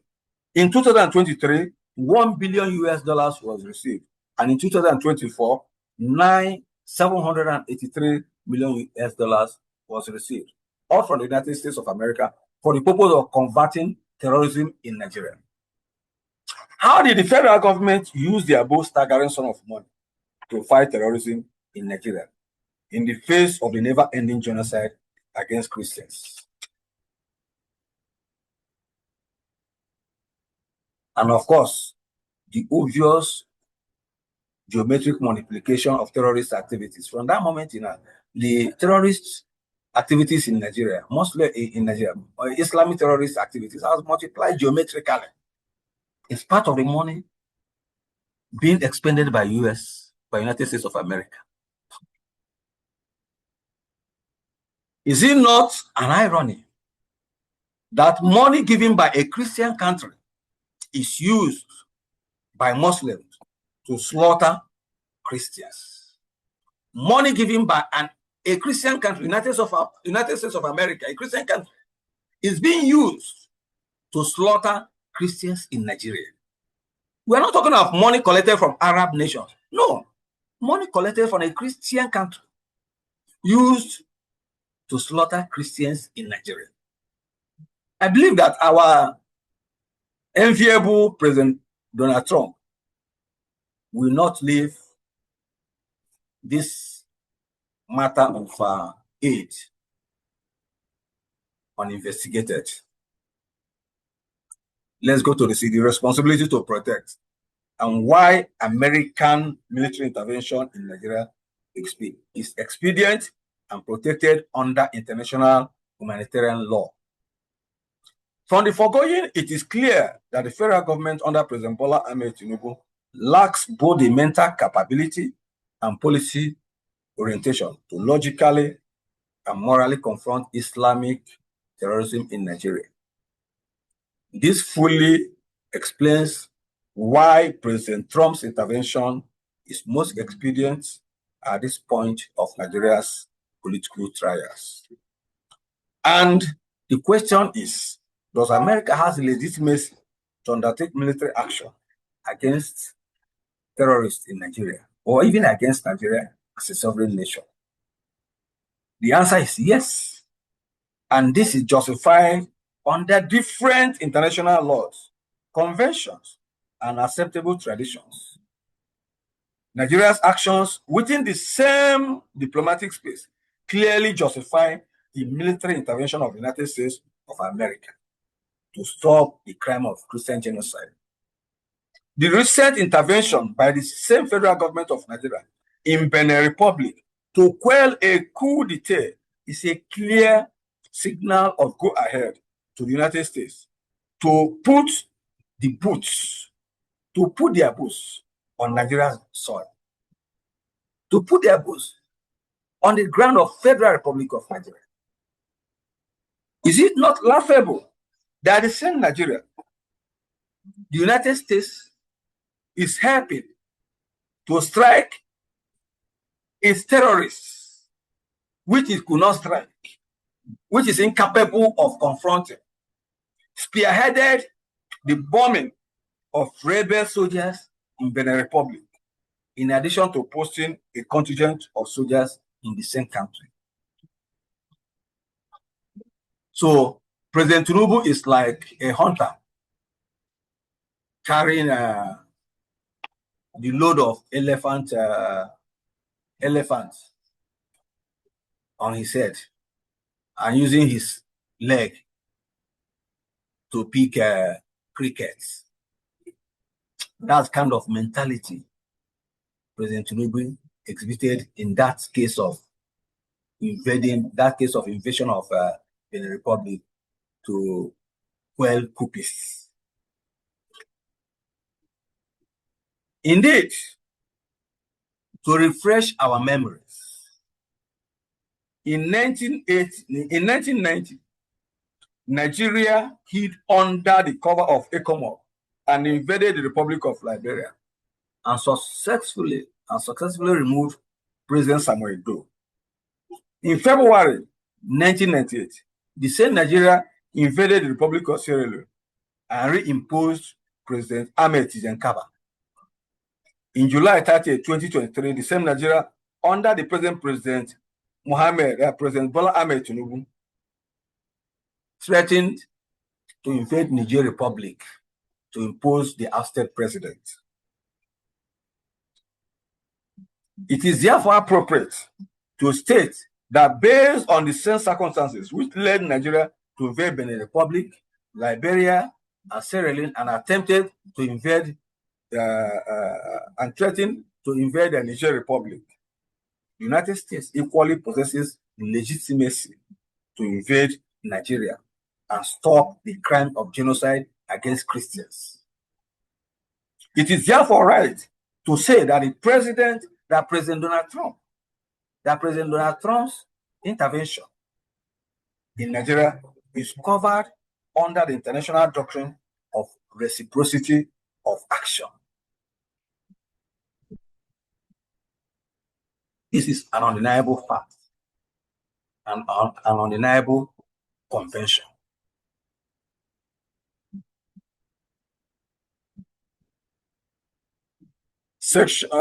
Let us even look at this. Second, Article 1 of the United Nations Convention on the Prevention and Punishment of the Crime of Genocide states, and I quote, the contracting parties confirm that genocide, whether committed in time of peace or in time of war, is a crime under international law, which they must undertake to prevent and punish, unquote. By this provision, it means that the reciprocity, the responsibility to prevent and stop the crime of genocide anywhere in the world is delegated to all the contracting parties and not to the leaders of the affected country, who might be the culprits. In this instance, the United States of America has the obligation to intervene in Nigeria under the conventional cover of humanitarian intervention. And what is humanitarian intervention? If we might go a bit scholarly. According to J.L. Postgraphy, humanitarian intervention is, and I quote, the threats or use of force across state borders by a state or a group of states aimed at preventing or ending widespread and grave violations of the fundamental human rights of individuals other than its own citizens, without the permission of the state within whose territory force is applied, unquote. This often takes place when the agents of the state or that particular state are either accomplices in the crime or incapable of ending the violations. This is clearly the case of Nigeria. There's no mistaking about it. So, under this clause, the United States does not need permission from the federal government to deploy their military forces to Nigeria to secure the safety of Nigerian Christians facing extermination under genocide. All the Nigerian armed forces could do in this instance is to cooperate with the invading United States Army and join them to bring Nigeria back to sanity. Responding to those, I have to recollect this, responding to those who are opposed to the doctrine of this humanitarian intervention, the then Secretary of United Nations, Kofi Annan, the Ghana-born Secretary of United Nations, Kofi Annan. I can remember, yes, stated emphatically, and I quote him, if humanitarian intervention is indeed an unacceptable assault on sovereignty, how should we respond to a Rwanda, to a Srebrenica, to gross and systematic violations of human rights that affect every precept of our common humanity, unquote? We witnessed in what became known as the Darfur genocide how the non-intervention of foreign powers under the cover of respect of sovereignty resulted in the death of over 200,000 ethnic Fur, Zagawa, and Masali ethnic groups of the Republic of Sudan between 2002 and 2005 in the hands of the Sudanic government-sponsored Janjaweed militia, which is today represented by armed Fulani, herdsmen, Muslim bandits, and Boko Haram and the associated insurgents in Nigeria. Regrettably, the same genocide is still ongoing in the same Darfur region of the Republic of Sudan as I am speaking. Coming to the Rwandan genocide against the Tutsi by the Hutu majority, the war stood by while close to 1 million defenseless Tutsi and moderate Hutu were massacred with reckless abandon from April 6, 1994 to July 4, 1994, when the forces of the Rwandan Patriotic Front, RPF, eventually took control of the whole country and stopped the orgy of the killing of their people. Here, to remind those who are talking about the killing of Muslims, because Muslims are being killed in Nigeria, a few Muslims are being killed in Nigeria, there's no point, the issue of the Christian genocide no longer exists. Let me remind them that there in Rwanda, because few Tutsi were killed alongside many, few Hutu were killed alongside many Hutus, does not invalidate, that did not invalidate the fact that it was essentially a genocide against the Tutsi by the Hutu. So it did not invalidate that a few Hutu were killed. Few moderate Hutu were killed. And I knew some of them when I was there. If you are married, if you're a man, if you're a Hutu man and you are married to a Tutsi woman, you'll be asked to kill your wife. And when you refuse, they will kill you and your wife together. That was how moderate Hutus were killed. That was the case of Rwanda. I was in the Republic of Rwanda as an asylum seeker for 1 year and 4 months before the Nigerian government instructed the Rwandan government to throw me out of the country. And I was subsequently given 30 days to leave the country by the minister in charge of asylum seekers and refugees. Apart from the horrendous site of genocide memorial, the underlying effects of the Rwandan genocide are noticeable at every government office. Notable points at many streets where the names of the victims are posted on epitaphs, just in the same manner Reverend Ezekiel Dachomo displayed their victims. Today, more than 3/4 of Rwandan youth had their parents slaughtered, and this explains why the government encouraged an official adoption. It became an official, they encouraged official adoption of the orphans of genocide. So members of government, men were advised to adopt orphans as a way of giving them a sense of family belongingness and family orientation. This was an official policy of Rwandan government for us to understand the enormity of Rwandan genocide. This happened because neither America nor any European power intervened to stop the genocide. Yes, it happened because of that. So we must bear in mind now that the same genocide is taking place in Nigeria and the United States has opted to intervene. Shall we not applaud President Donald Trump? So as far as the doctrine of humanitarian intervention in international politics is concerned, the United States has the moral responsibility as a foremost Christian nation of the world to intervene in Nigeria to put a stop to the ongoing genocide against their brother Christians. Today, you see Muslims rallying, Palestinians. They see Israeli-Palestinian case as a Muslim Christian, not even only a Muslim Jewish case, but a Muslim Christian issue. So why shouldn't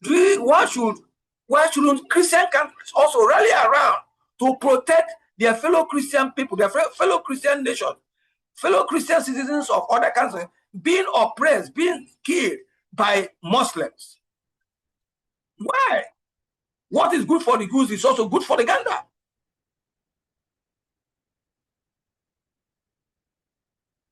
Third, the International Commission on Intervention and State Security Sovereignty, 2001, through its doctrine of the responsibility to protect, which is sanctioned by the United Nations, empowers the United States of America, empowers the United States to intervene militarily in Nigeria to save persecuted Christians from extermination by federal government-sponsored jihadists. The doctrine of the responsibility to protect is anchored on the idea or on the precept or on the principle that sovereign states have a responsibility to protect their own citizens from avoidable catastrophe, from mass murder and rape, from starvation, but that when they are unwilling or unable to do so, that responsibility must be borne by the broader community of states. Unquote. Section 1, subsection A and B of the core principles of the responsibility to protect, defined in the principles of military intervention, explicitly states, and I quote, military intervention for human protection presupposes, military intervention for human protection purposes is an exceptional and extraordinary measure. It's an exceptional and extraordinary measure. To be warranted, there must be serious and irreparable harm occurring to human beings or imminently likely to occur of the following kind. A large-scale loss of life, actual or apprehended, with genocidal intent or not, which is the product either of deliberate state action or state neglect or inability to act or a failed state situation. Or B, large-scale ethnic cleansing, actual or apprehended, whether carried out by killing, forced expulsion, acts of terror, or rape, unquote. Section 3F on the right authority to initiate military intervention states, and I quote, the Security Council should take into account in all its deliberations that if it fails to discharge its responsibility to protect in conscience shocking situations, crying out for action, concerned states may not rule out other means to meet the gravity and urgency of that situation. And that the stature of credibility, the stature and credibility of the United Nations may suffer thereby, unquote. This is where the American military intervention in Nigeria becomes most expedient, especially when considered in the context of the shortcomings of Article 8 of the United Nations Convention on the Prevention and Punishment of the Crime of Genocide, which states any contracting party may call upon the competent organs of the United Nations to take such action under the Charter of the United Nations as they consider, as they consider appropriate for the prevention and suppression of acts of genocide or any of the other acts enumerated in Article 3, unquote. And who are in charge of that competent organ of United Nations? They are United Nations Secretary General Antonio Guterres, who is a known supporter of Hamas, and the United Nations Deputy Secretary General Amina J. Mohammed, who is a Fulani from Borno State and a patroness of Boko Haram. So Nigeria succeeded, the Fulani ruling elite succeeded in smuggling a Fulani woman as the Deputy Secretary General of United Nations to act as a suppressing factor against any attempt to bring their heinous crimes against humanity in Nigeria, to bring their acts of genocide against Christians in Nigeria before the international space. That is the duty of that woman. And we are going to say that. Yes, and we are going to say that. We are going to see how that came to be the case. From 3rd to 4th May 2023, the United Nations Secretary General Antonio Guterres, who is supposed to be a professed Roman Catholic, visited Borno State, where he interacted with so-called repentant Boko Haram and ISWAP terrorists at their well-funded camp in Maiduguri. And thereafter requested the federal government to speed up their so-called integration into the society. There was no attempt to visit hundreds of IDP camps, housing displaced Christians. But what mattered to Antonio Guterres was not the trial of terrorists, but their rehabilitation without justice, without the intent, without any attempt for them to face justice, to be prosecuted for their crime against humanity. What concerns Antonio Guterres is their rehabilitation, not minding the heinous crime these people committed. So the question is, why shouldn't Muslim terrorists be encouraged to kill Christians when they know that whenever they submit themselves to the authorities, they will be rehabilitated without facing justice? This is no doubt one of the lucrative characters of Islamic terrorism in Nigeria, subtly under the protection of the United Nations Secretary General and his deputy. 7. Do some Nigerian Christian leaders, by their genocide denial syndrome, encourage Christian genocide in Nigeria?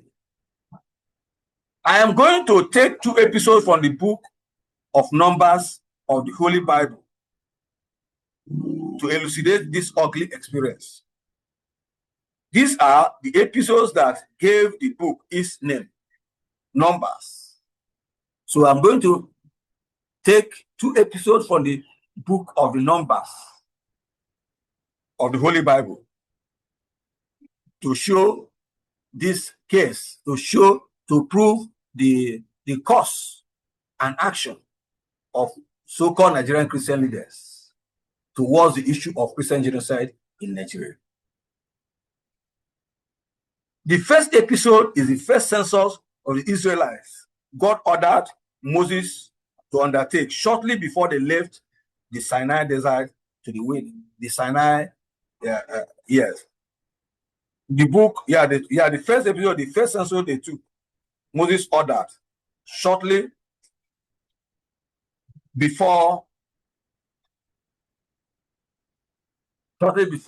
they left Sinai desert to the wilderness. While the second episode is the second census undertaken just before they entered the Holy Land, just before they left the wilderness into the Holy Land. In Numbers chapter 1, verses 1 to 3, the Bible states, the Lord spoke to Moses in the tent of meeting in the desert of Sinai on the first day of the second month of the second year after the Israelites came out of Egypt. He said, take a census of the whole Israelite community by their clans and families, listing every man by name one by one. You and Aaron are to count according to their divisions all the men in Israel who are 20 years old or more and able to serve in the army. This was the first census. And concerning the second census, which took place just as Israelites were about to enter the promised land, God commanded Moses in like manner in chapter 26, in the same number, chapter 26, verses 1 to 4. Thus, and I quote, after the plague, the Lord said to Moses and Eleazar, son of Aaron, the priest, take a census of the whole Israelite community by families, all those 20 years old or more who are able to serve in the army of Israel. So on the place of Moab by the Jordan across from Jericho, Moses and Eleazar the priest spoke with them and said, take a census of men 20 years old or more, as the Lord commanded Moses.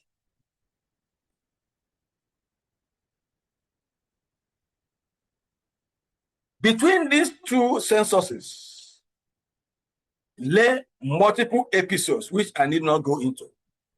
But the fundamental episode of what transpired between the 2 censuses is conveyed in chapter 14, verses 30 to 34, which states, and I quote, not one of you will enter the land as war with an uplifted hand to make your home, except Caleb, son of Jephunneh, and Joshua, son of Nun. As for your children that you said will be taken as plunder, I will bring them in to enjoy the land you have rejected. But your bodies will fall in this desert. Your children will be shepherds here for 40 years, suffering for your unfaithfulness until the last of your bodies lies in the desert. For 40 years, 1 year, for the 40 days, you explored the land. You will suffer for your sins and know what it is like to have me against you, unquote. Why were Caleb and Joshua the only men entitled to enter the promised land? The answer lies in chapter 13. Both men were the only two among the 12 men representing each tribe of Israel sent to spy the promised land and returned with positive results with unwavering faith in God. While others returned with tales of false invincibility of the enemy, fear, and the supposed inability to confront them, as many of our Christian leaders in Nigeria do today in the face of threatening genocidal extermination of Christians in Nigeria. Caleb and Joshua stopped them and stood firm in faith, declaring that with God, the children of Israel must conquer the enemies, as some of us believe today. At this point of Nigeria's history, are defined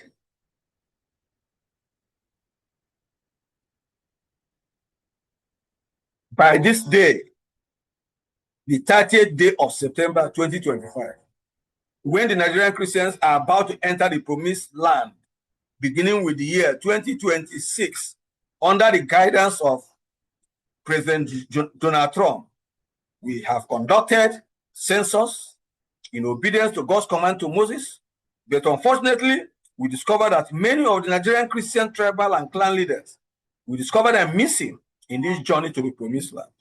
This missing might not be physical, as in the case of the Israelites, but it is spiritual, as in the case of the present Nigerian situation. So when we are talking about they are missing spiritually, even though they are living as human beings physically. Did they disappear? That's the question. Did they disappear in the same manner those tribal and clan leaders of the Israelites counted in the first census? Were they discovered? Yes, as counted. Were they disappeared in the same manner? For the same reason, those ones counted in the first census disappeared for disobeying God, for playing cowardice before the great power of the Lord. Did they disappear in that manner? That is the question we're asking. I want to ask, in this respect, in this matter of disappearance, spiritual disappearance, our clan leaders, our clan religious leaders, our Christian leaders in Nigeria, I want to ask, in respect of this spiritual disappearance, where are the following men of God and leaders of Nigerian Christendom today as we battle against Christian genocide by Muslims in Nigeria today? Where are the president of Christian Association of Nigeria, His Eminence, Most Reverend Daniel Oko, primate of Church of God, Church of Nigeria Anglican Communion, Archbishop Henry Ndokoba, Archbishop, President of Catholic Bishop Conference of Nigeria, Archbishop Lucius Ugoji, Prelate of Methodist Church of Nigeria, Oliver Ali Baba, Reverend Dr. Israel Adelana Akonji, Reverend Father Ejike Mbaka, the Apostle of Good Luck, from Good Luck to Bad Luck, Jonathan. Where is he? Where is Bishop Matthew Hassan Kuka, the Apostle of No Christian Genocide in Nigeria, and the Papal Special Ambassador to Sokoto Caliphate, the seat of Christian genocide in Nigeria? Where is Bishop Francis Wala Oke, the now newly crowned ambassador plenipotentiary to President Bola Ahmed Tinubu for his 2027 presidential campaign and president of Pentecostal Fellowship of Nigeria. Where is he? Where is Pastor Enoch Adeboye? Where is Pastor William F. Kumuyi? Where is Pastor Tunde Bakari? Where is Bishop David Oyedepo? Where is Pastor Matthew Ashimolowo? Where is Reverend Paul Jinadu? Where is Bishop Mike Okonkwo? Where is Daniel Kolawole Olukoya? Where is Reverend George Adeboye? Where is Poshua Joshua Iginla? Where is Pastor Yomi Kasali? Where is Primate Elijah Ayodele? Where is Evangelist Yusuf Yinka? Where is Pastor Chris Oyakilome? Where is Pastor Paul Adefarasen? Where is Bishop David Ibiyomi? Where is Pastor Lazarus Mwoka? Where is Pastor Biodun Fotoyibo? Where is Pastor Jerry Eze? Where is Pastor Chris Okotie? Where is Dr. Samuel Adeboye? And where is Prophet Dr. Emmanuel Abiodun Adewale Alogo in this matter of Christian genocide in Nigeria? Why have we not heard their voices? Why have we not heard their campaigns, their rage, their condition for the restoration of safety, peace, and security for their flocks in Nigeria? Where are their voices dampened? Where they are hiding in their religious cocoon? In fact, to be factual, the foregoing leaders of Nigerian church who have been chosen, this foregoing, yes, who have either chosen to keep dead, silent, or engage in distorted and Philistine narratives over Christian genocide in their country, have by so doing ritually excluded themselves from the second census commanded by our Lord Jesus Christ, as directed by Almighty God. They are no longer among to be counted because they removed themselves for either the reason of fear or for the love of the accumulated worldly possessions. Sometimes these men have hidden under the biblical cocoon of Psalm 105 verse 15, which generally states, "Touch not my anointed, and do my prophets no harm." They've been hiding under this. When you criticize them, they will quote that verse of the Psalm 105 to scare away potential critics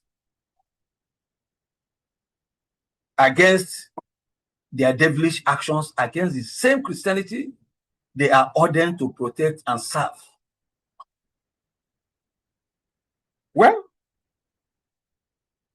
of course, they try to impose it on us and continue to act as if they are next to our Lord Jesus, or even equal to our Lord Jesus Christ. I want to state that era has passed. That era of touch not my anointed and do my prophets no harm has passed. It has passed as far as the Nigerian nation is concerned. It is either you defend your faith or God consumes you. The truth is that the Holy Bible clearly stipulated the consequences of playing Judas Iscariot by any Christian leader in Acts of the Apostles, chapter 1, verse 20. For it is written in the book of Psalms, "Let his habitation be desolate, and let no man do well here therein. And his bishopric, let another take, unquote. This was what Judas Iscariot suffered. And any church leader, any Christian leader who acts in the state of Judas, who follow the footsteps of Judas, in the case of Christian genocide in Nigeria, will suffer the same. If I'm saying the facts, which means I'm speaking from the mouth of God. But if I'm lying, what I declare will not come to pass.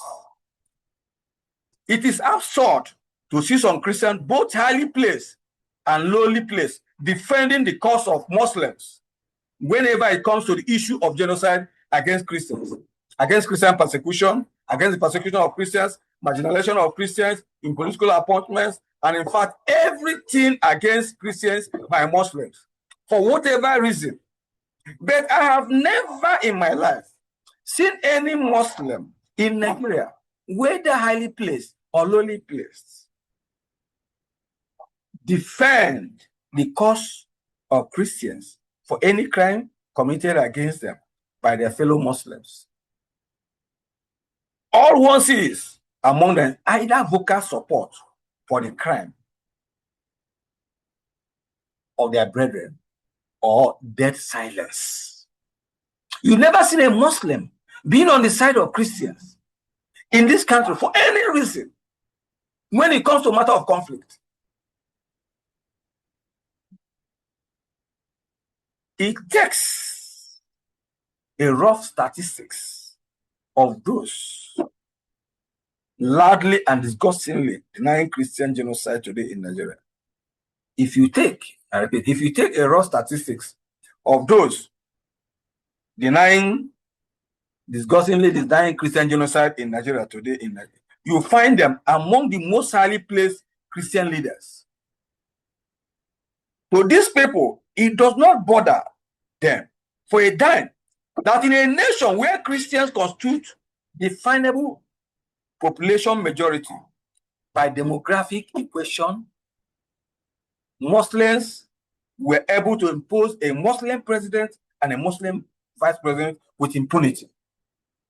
There's no way the God these Christian leaders claim to serve and lead the people on his behalf, there's no way this God will be happy with them. Indeed, it will even serve the Nigerian Christendom. It will serve us better if these people openly convert to Islam instead of living as wolves in shepherds' clothing among the sheep of Christ. So it's better. Let them just say they are now Muslims. To Nigerian Christians, therefore, the choice is yours. Either you join the above divinely excluded leaders of your churches and exclude yourself from the census for the promised land, or you become the Caleb and Joshua of persecuted Christians in our present struggles for the promised land of the Nigerian nation. We must bear in mind that in our journey of life on this Mother Earth, every one of us faces one common ultimate prize: death. You fight for the cause of your people, or you sabotage the cause of your people. You must definitely pay this ultimate price.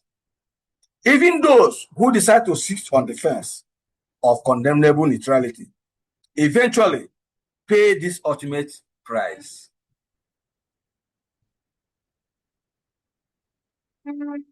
In this life, therefore, two things matter most to any logical human being: the legacy you leave on this Mother Earth, whether good or bad legacy, and the judgment you face before your Creator after death, either as a righteous person or as a condemnable person. So there are no other alternatives other than these two facts. Does it not teach us a hard lesson that majority of Christians who are daily slaughtered, kidnapped, and displaced from their ancestral homes by Fulani Islamic terrorists are people who are neither involved in active politics or engaged in active civil rights activism like me. It means that neither playing Judas Iscariot against your people nor keeping quiet as Christians can save anyone from the poison arrows and cost rifles of these heinous Fulani terrorists and their cohorts. Let us therefore, with one voice and action as Christians, not only think of our present circumstances, our personal gains,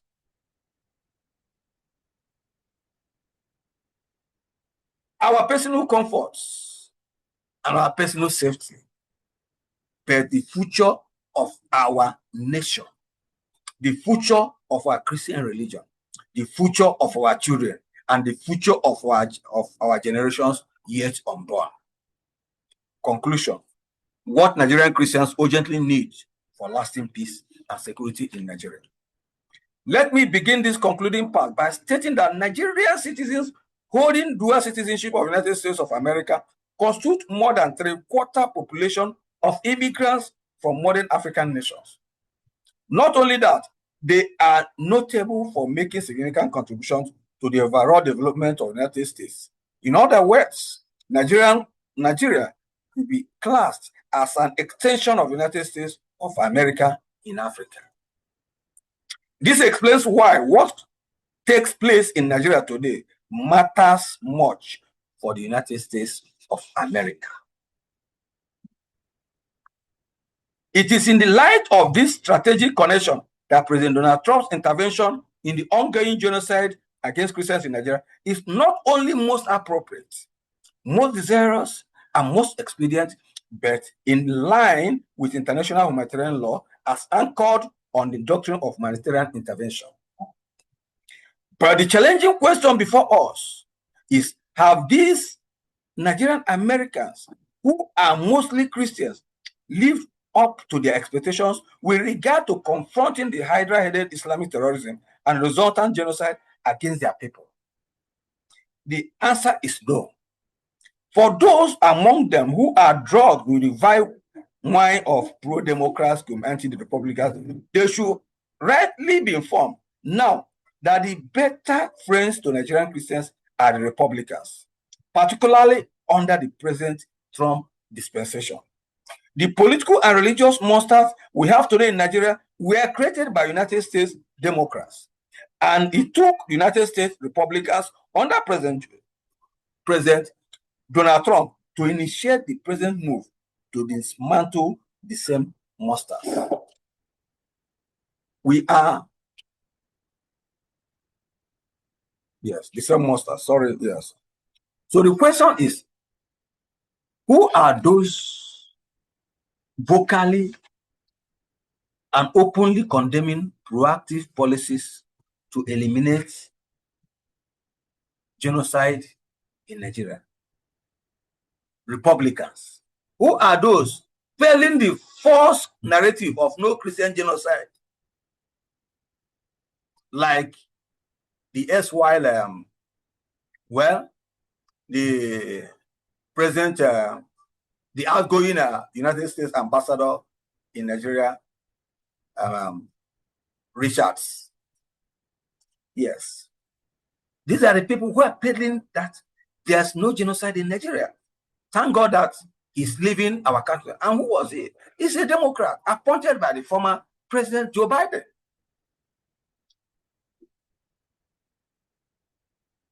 The state of Israel we have today is the result of tireless efforts of the Jewish people, Jewish diaspora, following the December 22, 1894 Captain Alfred Dreyfus affair in France, which seared the Austro-Hungarian journalist Theodor Herzl. His 1897 Faith Jewish Congress in Basel, Switzerland, the one Jewish shekel policy leading to the November 2nd, 2017 British Foreign Secretary Arthur Balfour's famous letter to the British Jew Lord Lionel Walter Rothschild, popularly known as the Balfour Declaration, which created the unimpeded international pathway to the present state of Israel. Today, the American Israeli Public Affairs Committee, IPAC, represents the cement fondue of Jewish national interest in the United States today, in the United States of America. What stops Nigerian Americans of Christian faith from constituting something of similar organization to support President Donald Trump's efforts to liberate persecuted Nigerian Christians from the ongoing crime of genocide?